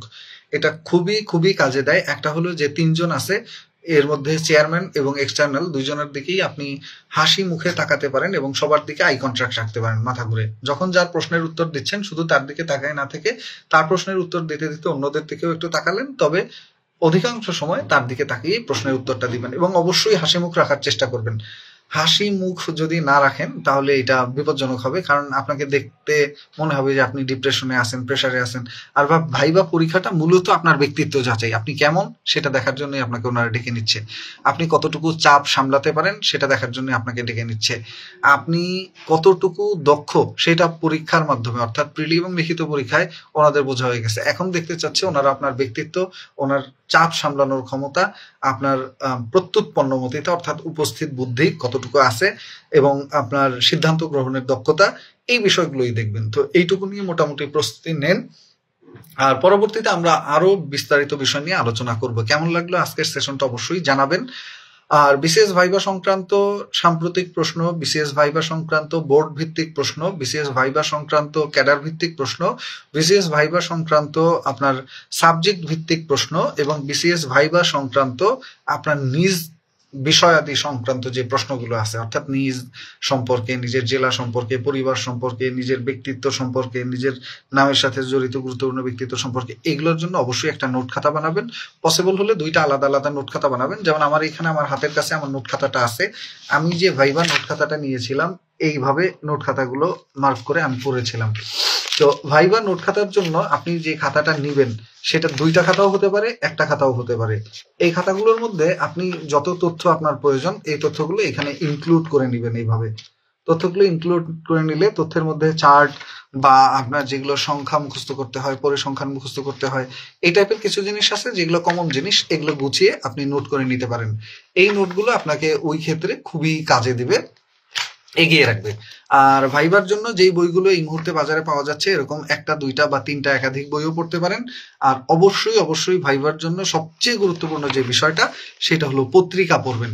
ভাইবার জন্য পত্রিকার থেকে গুরুত্বপূর্ণ আর কিছুই নেই। এই যে দেখেন এইভাবে নোট নিয়ে নিয়ে জিনিসগুলো আপনি মুখস্থ করতে পারেন, বারবার রিভিশন দিতে পারেন। কারণ ভাইবা বোর্ডে হয় কি, প্রশ্নের উত্তর আপনি পারেন, টাইম গেলে লিখে দিতে পারেন, কিন্তু মুখস্থ বলতে বাধে। এই সমস্যাটা যাতে না থাকে, কারণ ভাইবা হলো একটা বলার পরীক্ষা, বলার ক্ষেত্রে কোনো জড়তা যাতে না থাকে। আর অনেক বোর্ডই যেহেতু ইংরেজিতে প্রশ্ন করে তাই ইংরেজি সম্পর্কে আপনি একটু গুছিয়ে প্রস্তুতি নেবেন, যাতে ইংরেজিতে প্রশ্নোত্তরগুলো, কনভারসেশনগুলো আপনার জন্য ইজি হয়। এবং দেখা যায় ইংরেজি আমরা জানি কিন্তু বলতে গেলে একটু জড়তা কাজ করে, এই জিনিসটা যাতে কাজ না করে, এই বিষয়গুলো মাথায় রেখে প্রস্তুতি নেবেন। তো ভাইবার জন্য যে বইগুলো কিনতে পারেন, এরকম 2-1টা বই বাজার থেকে আপনি নিতে পারেন ভাইবার জন্য। তার মধ্যে একটা হলো বিসিএস ভাইবা ব্যাটেল একটা বই আছে, এটা বেশ অ্যানালাইসিস করে লেখা বিসিএস এর ক্ষেত্রে। এছাড়া বিসিএস ক্র্যাক বিসিএস ভাইবা একটা আছে, হ্যান্ডবুক অন বিসিএস ভাইবা আছে। এরপরে BCS viva assurance viva guide একটা আছে।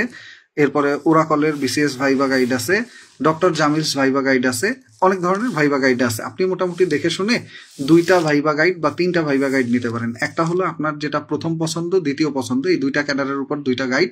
আর একটা হলো জেনারেল গাইড, যেটা একটার মধ্যে সব ক্যাডার সম্পর্কে মোটামুটি অল্প অল্প করে আলোচনা আছে। আর পাশাপাশি বিসিএস ভাইবা ব্যাটেল একটা বই আছে, ওটার মধ্যে সবকিছু বিস্তারিত সংক্ষেপে আলোচনা করা আছে।